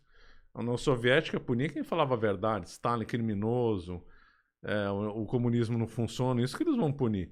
No nazismo era punido quem dizia que o Hitler era louco, e era mesmo, doente, assassino. Esse que eles iam punir. Então, os governos, eles querem controlar a verdade, não fake news. Fake news é cortina de fumaça. Tanto que o que aconteceu agora no Twitter tá sendo um problema pra eles, né? Tudo... Quando tem uma fake news lá, eles serem contestados, né? Com um selo de fake news, né? Nossa, isso aí foi... Nossa, isso aí... Mano, mas olha isso aí é Isso muito mata, simples né, pra cara? plataforma, cara. Não sei o quanto é simples, que eu não tô dentro da operação, mas é possível. Lá, você tem lá hoje, todas as informações estão ali dentro. Vai conflitar uma com a outra, a fonte, né? Mas também não é fácil você ser o controlador da verdade, né? Dá. Você vai fazer o quê? O Ministério da Verdade? O Hitler tinha o Ministério da Verdade. Mas não né? existe, né? Hitler tinha... esqueci o nome técnico, mas ele tinha lá o Ministério da Verdade. Eu O acho Getúlio que Vargas tinha o DIP, né? Departamento de Imprensa e Propaganda. Inquérito e Propaganda. Imprensa e Propaganda. Era um ministério. O Brasil teve Ministério da Verdade, chamava DIP, no governo de Getúlio Vargas. Nazismo teve Ministério da Verdade.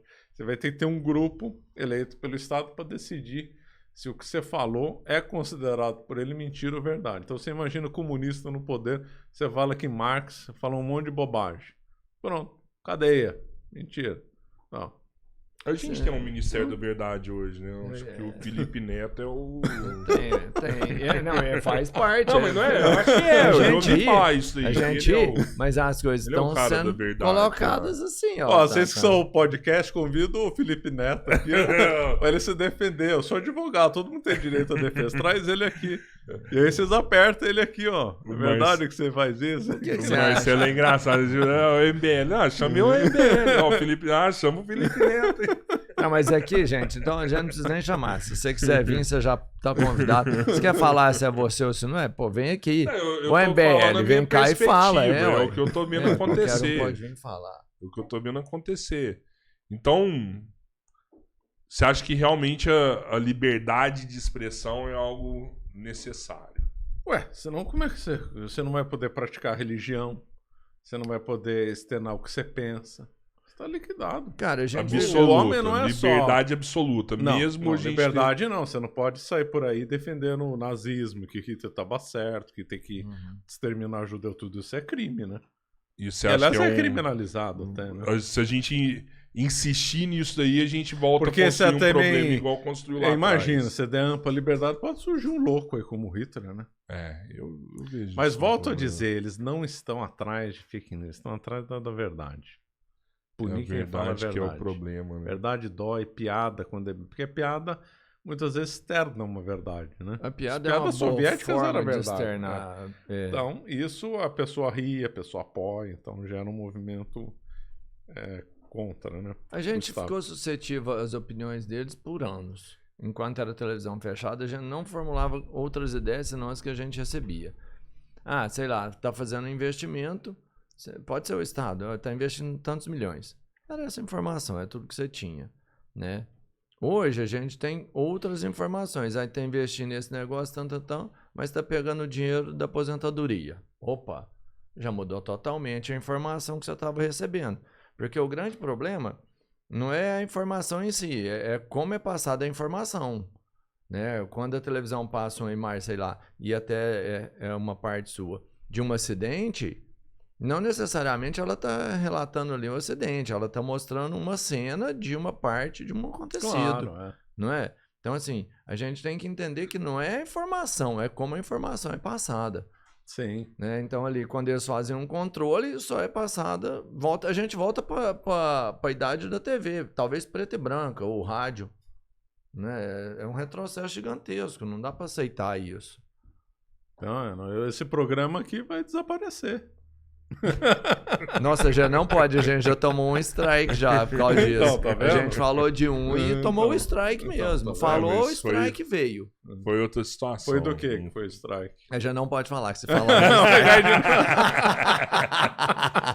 Se falar, meu strike. Não, mas foi posso te falar. Depois em off eu te falo. Não, em off, né, foi relacionado à política. É de política, total desinformação política. Ó, strike por desinformação política. E nem era opinião, nem nada. Era isso que a gente tá falando. Tipo assim, tem isso, aconteceu, por que não? Né? E aí já cai nessa situação, mano. Só que, sei lá, você tem esse retrocesso financeiro que acontece. Eu acho que a gente volta a viver piores cenários políticos, econômicos. Até porque eu perguntei aqui agora mesmo sobre quem é o ministro da Economia. A grande maioria não vai saber o nome.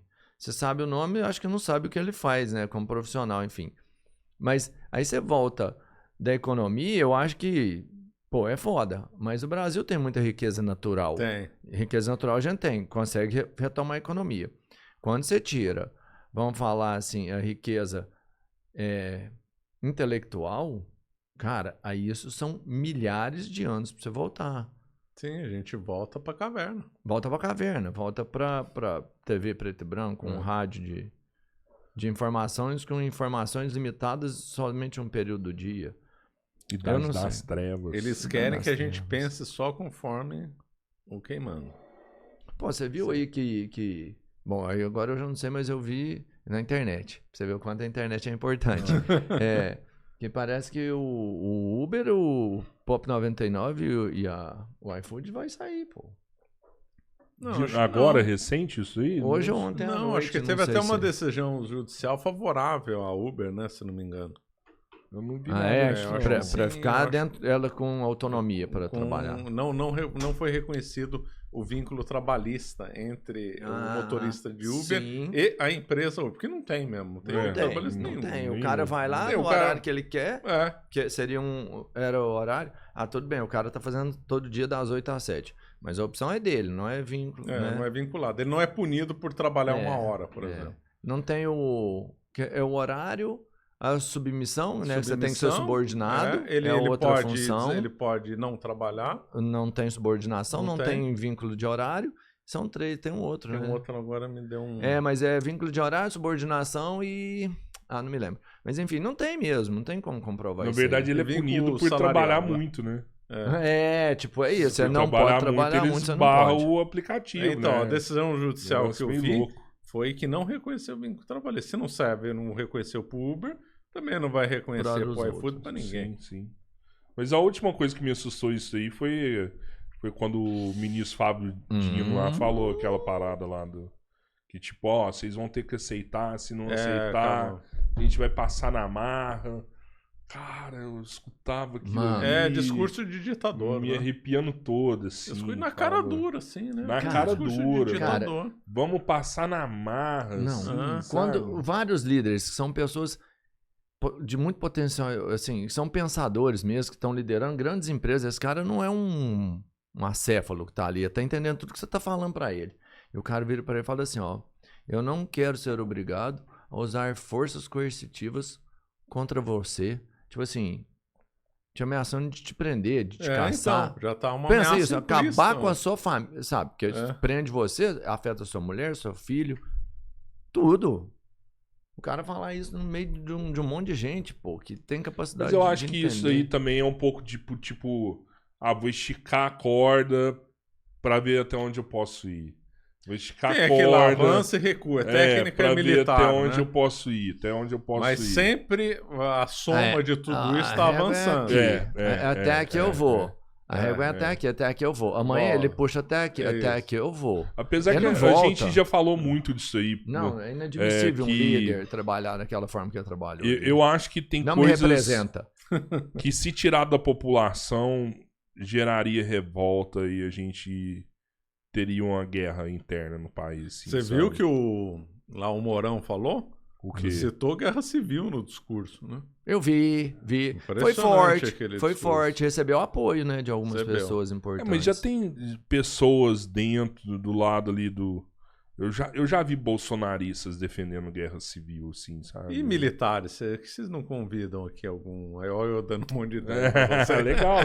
Não, sim, legal. é assim, Pessoal da reserva. Mas eles não Ativa, acho que falam, não falam, da é, reserva, não às vezes falam, um outro fala, não fala? Será? Não, da ativa não, né? Mas da reserva, talvez. Da ativa não fala. Recentemente, eu vou te falar um negócio que aconteceu.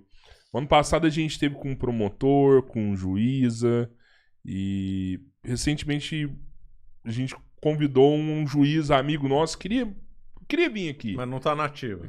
Tá na ativa. Ah, ativa não fala. Ele queria vir aqui. Aí Ativa não chamamos ele, né? Ele virou e falou, cara, agora não dá não, tá ruim aqui, eles estão pegando no pé, se eu Não, for... mas isso aí você tem que chamar Se eu tudo for, vai gente- dar ruim pra mim e tal. Se for juiz promotor aposentado, se for militar da reserva. Não dá. Da né? ativa eles não vão falar. De jeito nenhum. O a promotor veio e autonomia. falou, né? Mas o promotor que veio e falou também, ele é totalmente né, É. defensor da democracia, né? Exatamente. Ele, esse promotor que veio, pô, super competente. Mas ele fala só a favor da democracia. Ele não fala contra a democracia. Agora é grupo separatista, né? Do lado do sul. Grupo separatista no sul? No Sul sempre teve um movimento, né? Mas isso aí não difícil. tem... Legalmente não tem como eles separarem, né?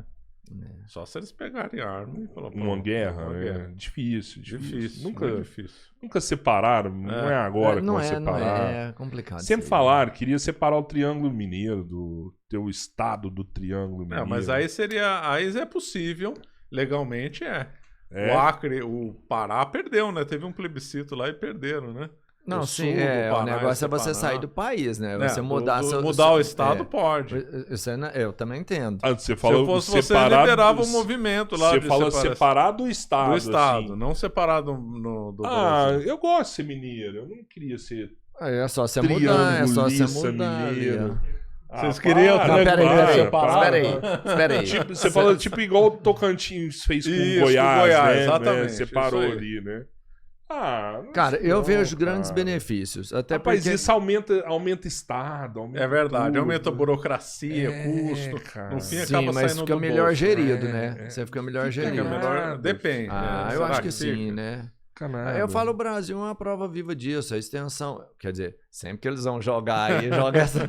Pô, é grande demais, não dá pra ver tudo, não dá pra resolver os problemas, né? Cara, isso é igual um distrito, sabe? Por que o distrito quer virar cidade? Pra Arrecadação. ter prefeitura, ter vereador. mais vereador, então, não sei o exatamente. quê. Cara, eu sou contra tudo isso. Ó. O que deveria ter é estado e município com mais autonomia, aí sim. Total. Como tinha antigamente no Brasil. Perfeito. O Estado, eu perfeito. acho que é fundamental, a autonomia pro Estado. O Estado ter leis Estado, próprias, sim, né? Pra você ter uma ideia, o estado de São Paulo tinha Código de Processo Civil próprio. Fantástico. Código de Fantástico. Processo Mas Civil ainda próprio. tem, não Porque tem? a realidade Não é é nacional. É, não agora pode é um ser só. mais Mas olha aqui, estadual. o Senado de Antes São não Paulo- tinha nem nacional. Eu falei bobagem, não tinha nem nacional, era estadual. Então, o primeiro código de processo nacional civil é de 39. Tá? Então era código estadual. É porque existem leis municipais, leis... Não, mas não nesse nível de... mas não nesse nível de coisa. Uhum. Um estado, até 1900, até a década de 30, um estado podia cobrar imposto de importação de outro estado. Tal a liberdade que tinha. Sim. Aqui a guarda do estado de São Paulo, tinha outro nome, deu um branco agora, ela chegou a fazer uma parceria com o estado francês para o exército francês treinar a polícia de São Paulo. Hoje seria inviável, isso não seria possível. Antigamente, tinha ampla liberdade dos estados em legislação, intercâmbios internacionais e tudo. Me corrija se eu estiver errado. A gente estava com o ICMS zerado lá em Minas no combustível e o governo está fazendo de tudo quanto é coisa para igualar o ICMS a nível nacional, né? Mas vai ter que o Zema cobrar. tá fazendo um bom governo, tá? O Zema é um Ela é bom perto, né? governador. Ele é de Araxá, não é? Ele é de Araxá, pertinho. Lá. Eu gosto do Zema, assim, né? Tem gente que critica, a gente até na vinda nossa tava falando sobre isso, tipo, professor, policial, que anda criticando agora por falta de contratação, né? Parece que ele não aumentou o efetivo, né? Mas, cara, um governo que trouxe arrecadação pro Estado que nunca trouxeram, sabe? E outra coisa, eu falo, e é verdade, o cara colocou as contas em dia, assim, sabe? Esse professor que tá reclamando hoje... Só recebeu porque... Do governo anterior tava com 13º parcelado em 12 vezes, sabe? Espera aí, não fale isso não. Aí você vai cair naquela situação que a gente vive brigando. Você comparar um governo com o outro, não dá. Aí você cai no grande problema que a gente tem. O governo de agora não tá fazendo nada. Mas o outro era assim. Faz isso não. Você entendeu? Fala isso, comparar o Zema com o outro, nem é grau de comparação, você nem tá falando do mesmo.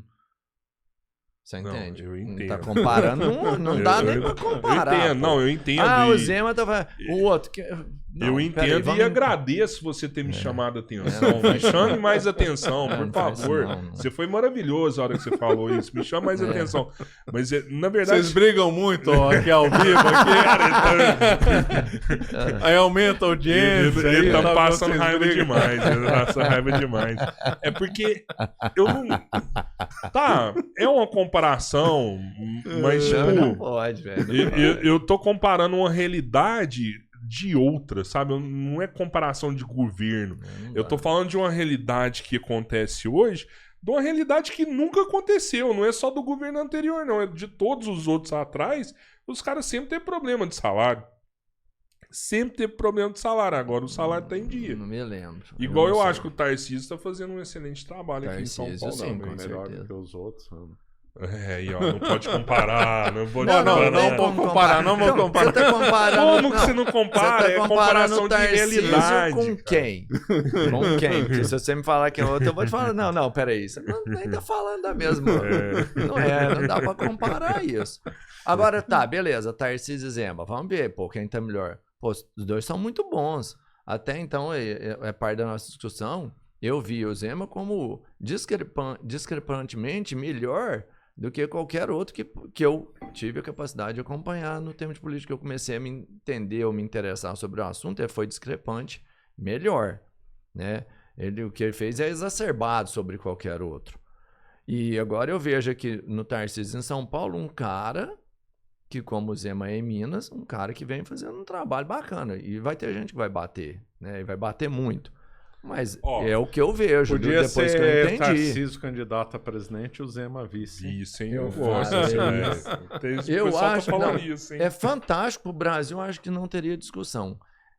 Acho que tem um pouquinho ainda de vaidade. Não é rivalidade, é mais vaidade de quem seria o cabeça de chave. Eu né? acho. Mas o Brasil precisa de políticos melhores. Mas o Brasil merecia. Você sabe que uma vez a gente fez um podcast com o secretário da Economia de Minas, né? O subsecretário de Economia de Minas Gerais, do governo atual.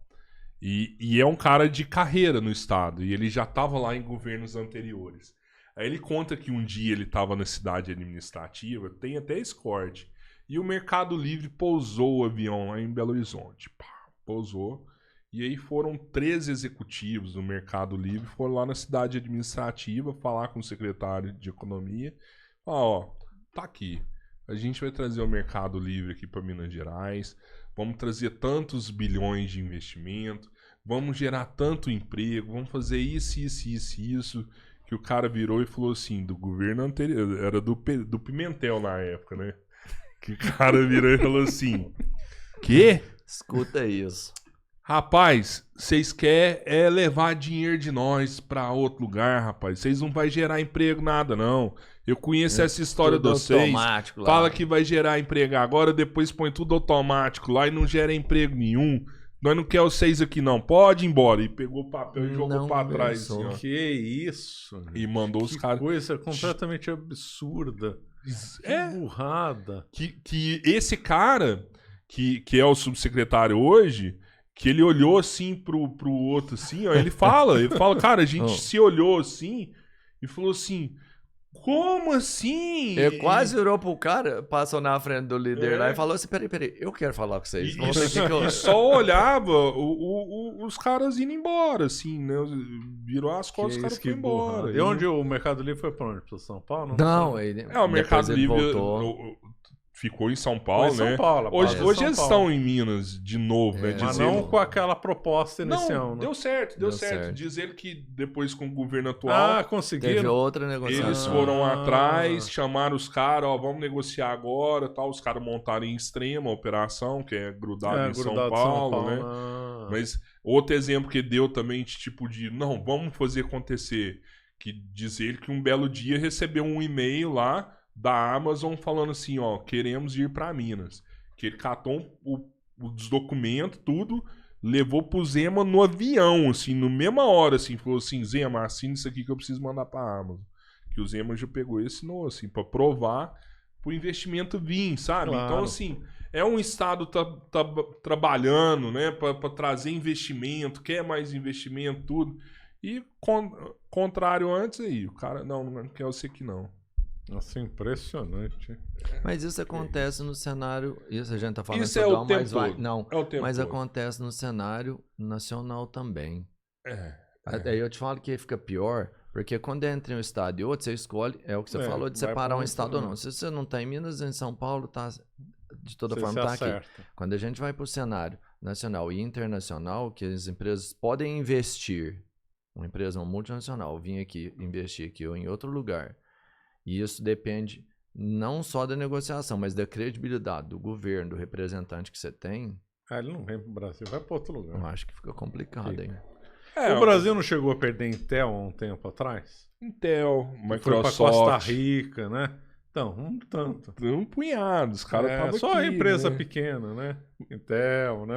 Você entende? Mas você deixa de receber um empresário pra, receber o Maduro aí agora. Então, porque esse socialista acha que todo empresário é explorador. Foi aquilo que a gente estava falando. Então, o Mercado Livre não quer investir. Na realidade, ele quer sugar os mineiros.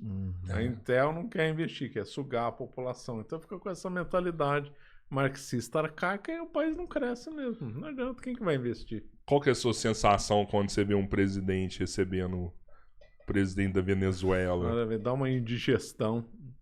Nossa. Indigestão. Ele destruiu a Venezuela, tem ligação com o narcotráfico, tá recebendo um bandido internacional aqui. Né? Então, os venezuelanos falaram desse Venezuela era um dos países mais ricos.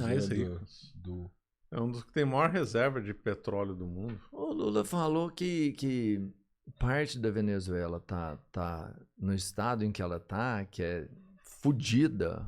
Que parte disso, a culpa é dos Estados Unidos. Tem nada a ver. Isso aí o Chávez quebrou a Venezuela.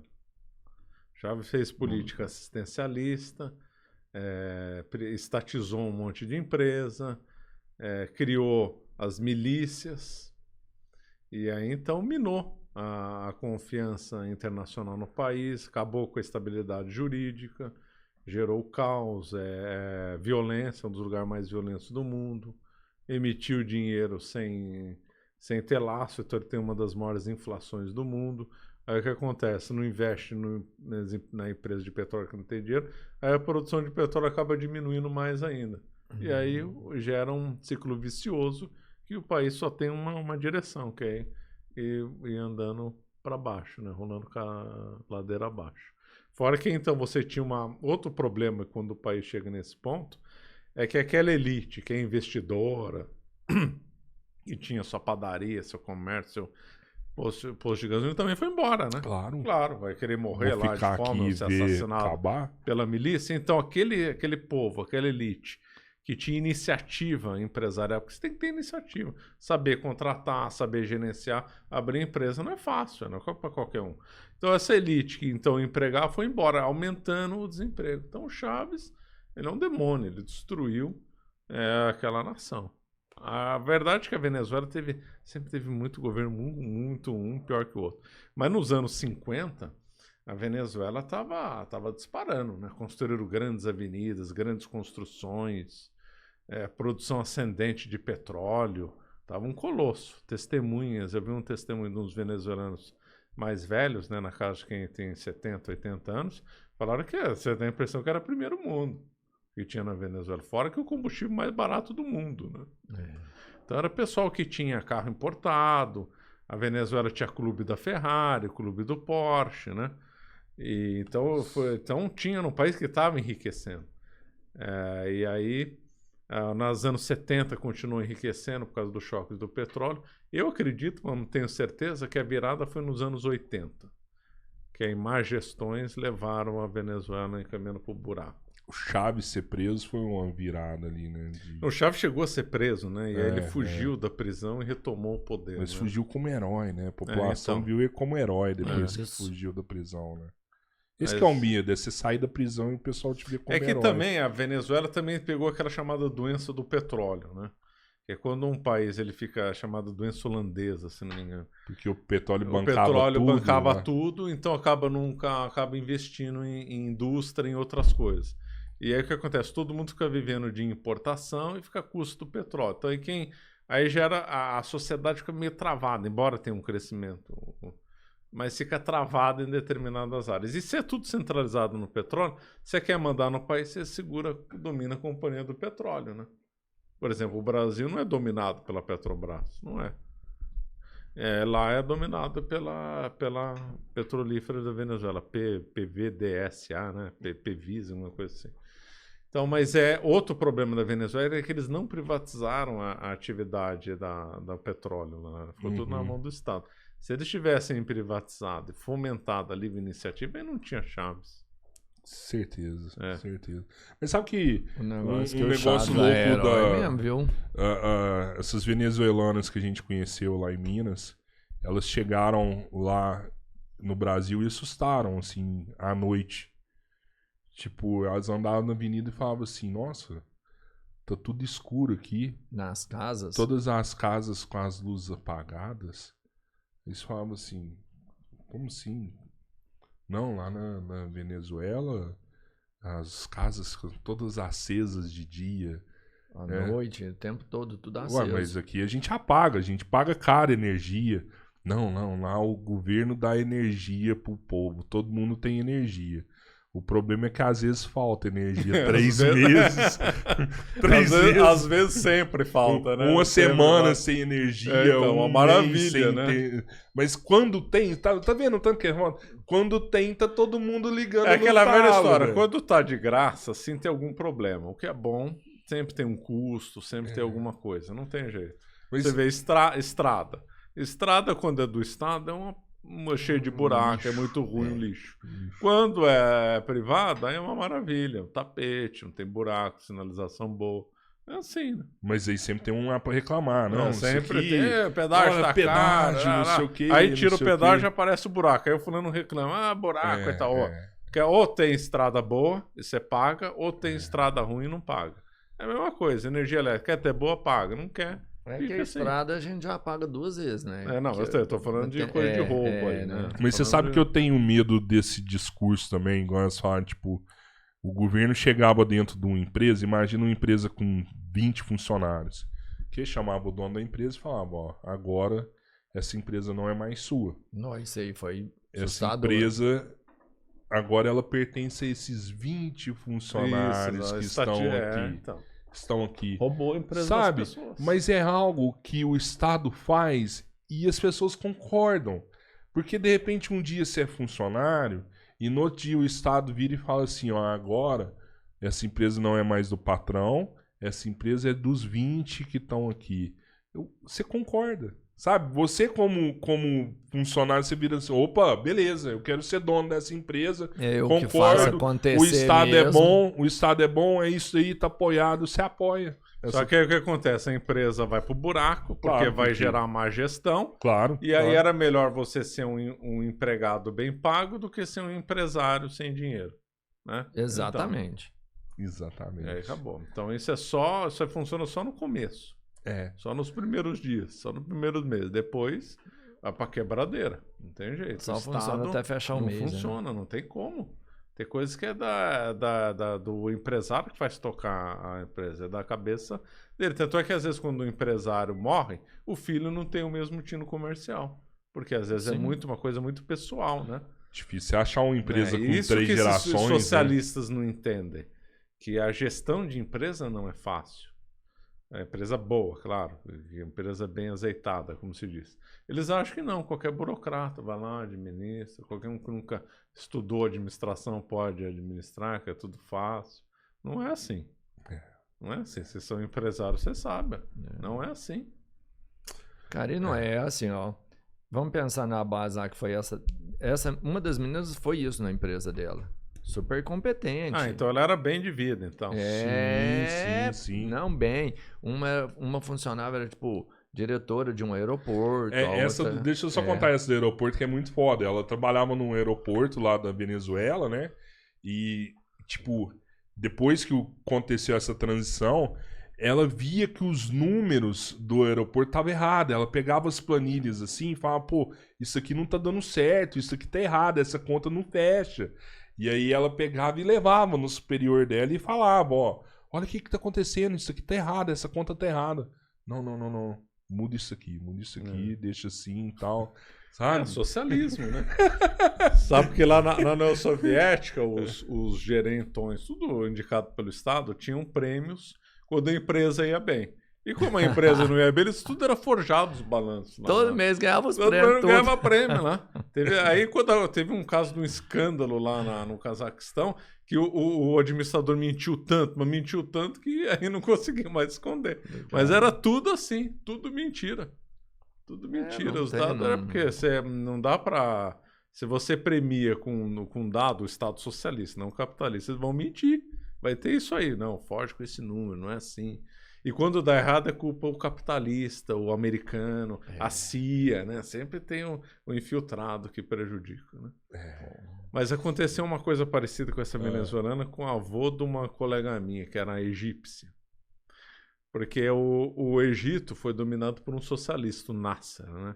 Ninguém fala que o Nasser era socialista, e era mesmo. E aí, então, o avô dela era muito rico, empresário, acho que até dono de banco. Chegou o Nasser, assumiu o poder no Egito nos anos 50. Resolveu estatizar todas as empresas acima de 100 funcionários no começo, depois era para tudo.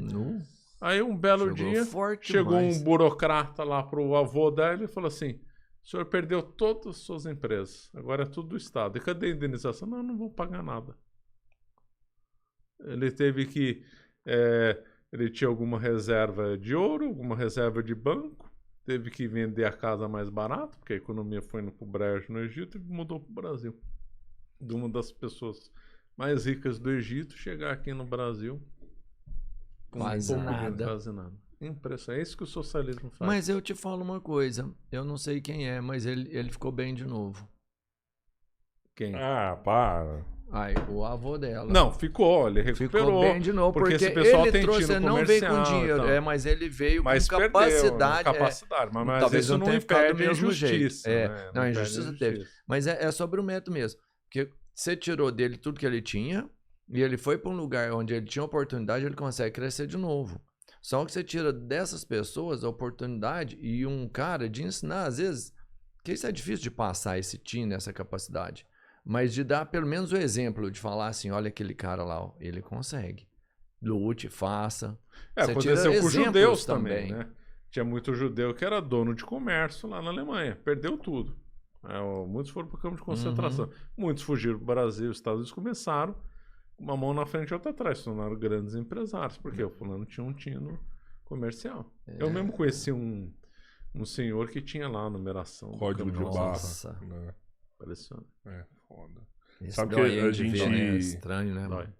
Parece que teve uma cidade aqui do Brasil, acho que é Rondonópolis, que teve muito judeu que foi pra lá e os nazistas perseguindo também foram pra lá atrás desses judeus. Aqui no Brasil? Aqui no Brasil, eu ouvi um rabino contar isso.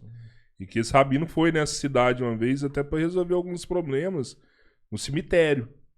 Que às vezes do lado de um judeu enterrado tinha um nazista enterrado também. Que isso, nossa. Isso era um problema pra eles. E ele falou que quando ele foi lá, ele, por exemplo, ele chegou num senhor mais de idade lá e deu aquela que eles amarram pra rezar, né? E falou, ó, vamos rezar. Só que eles tinham tanto medo dos nazistas que esse senhor, por exemplo, falou pra ele, falou assim, eu não sou judeu. Não sei fazer isso. Ele falou assim, não, o senhor é judeu. O senhor é judeu, vamos rezar. Calmou ele, falou assim, ó, vou começar e você repete comigo. Essa foi e aí agora, o cara pegou e pôs o negócio de rezar lá.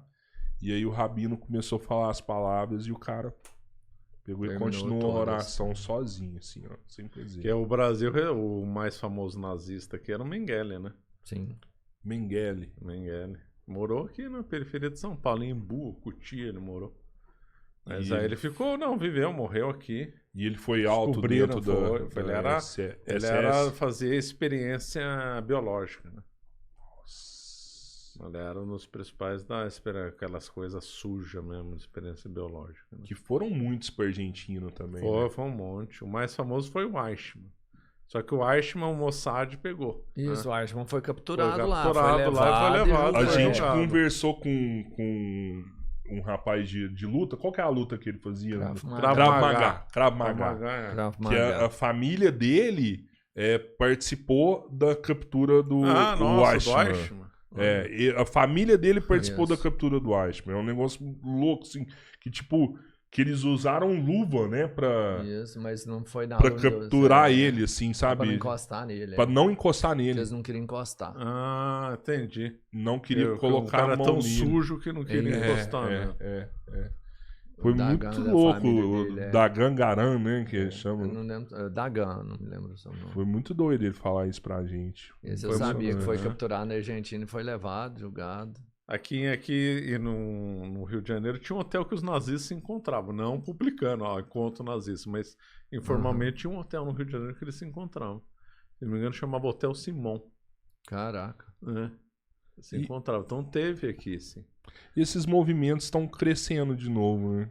Então, quando gera em épocas de incerteza, crises, aí sempre surgem essas soluções, falsas soluções, né? Você acha que é por conta disso? Sim. A Alemanha foi assim, né? A Alemanha estava em crise. Aí teve surto na Alemanha de astrologia, cartomante, talismãs e toda a sorte de esoterismo. Aí ambiente propício pro Hitler, né? Pô, é isso. Obrigado, viu, Marcelo? Imagina, eu que agradeço aí o convite. Fantástico. Uma conversa aí muito boa aí com a dupla de mineiros aí. Araguari. Obrigado pela aula. Imagina, foi mais um bate-papo. Bom demais. Eu quero ter dois, porque tem uma coisa que você sabe muito também, eu até já nem passou. É muita coisa, né? Que de tudo você sabe bastante. Que é tipo, do Brasil na Segunda Guerra, né, cara? Não foi só um símbolo aquilo lá, né? Não, o Brasil fez bonito lá. Fez bonito. Na linha gótica fez bem bonito. Legal. Depois eu queria falar. Tá bom, outra oportunidade a gente fala. É isso. Então valeu, segue a gente, se inscreve lá no canal de Cortes, é o Cortes Podcast 3 Irmãos. Vai lá no Lixeira também. E você tá aí, já se inscreve no canal, a gente tá precisando muito que você seja um inscrito, então não custa nada. Clica aí, se inscreve, segue a gente. Se quiser te achar, onde que é, Marcelo? É no meu canal no YouTube, que é com o meu nome, Marcelo Andrade. Tenho vários vídeos lá, publico quase todo dia. Beleza. Legal. É isso, galera. Obrigado, Valeu, flui. Tchau, obrigado.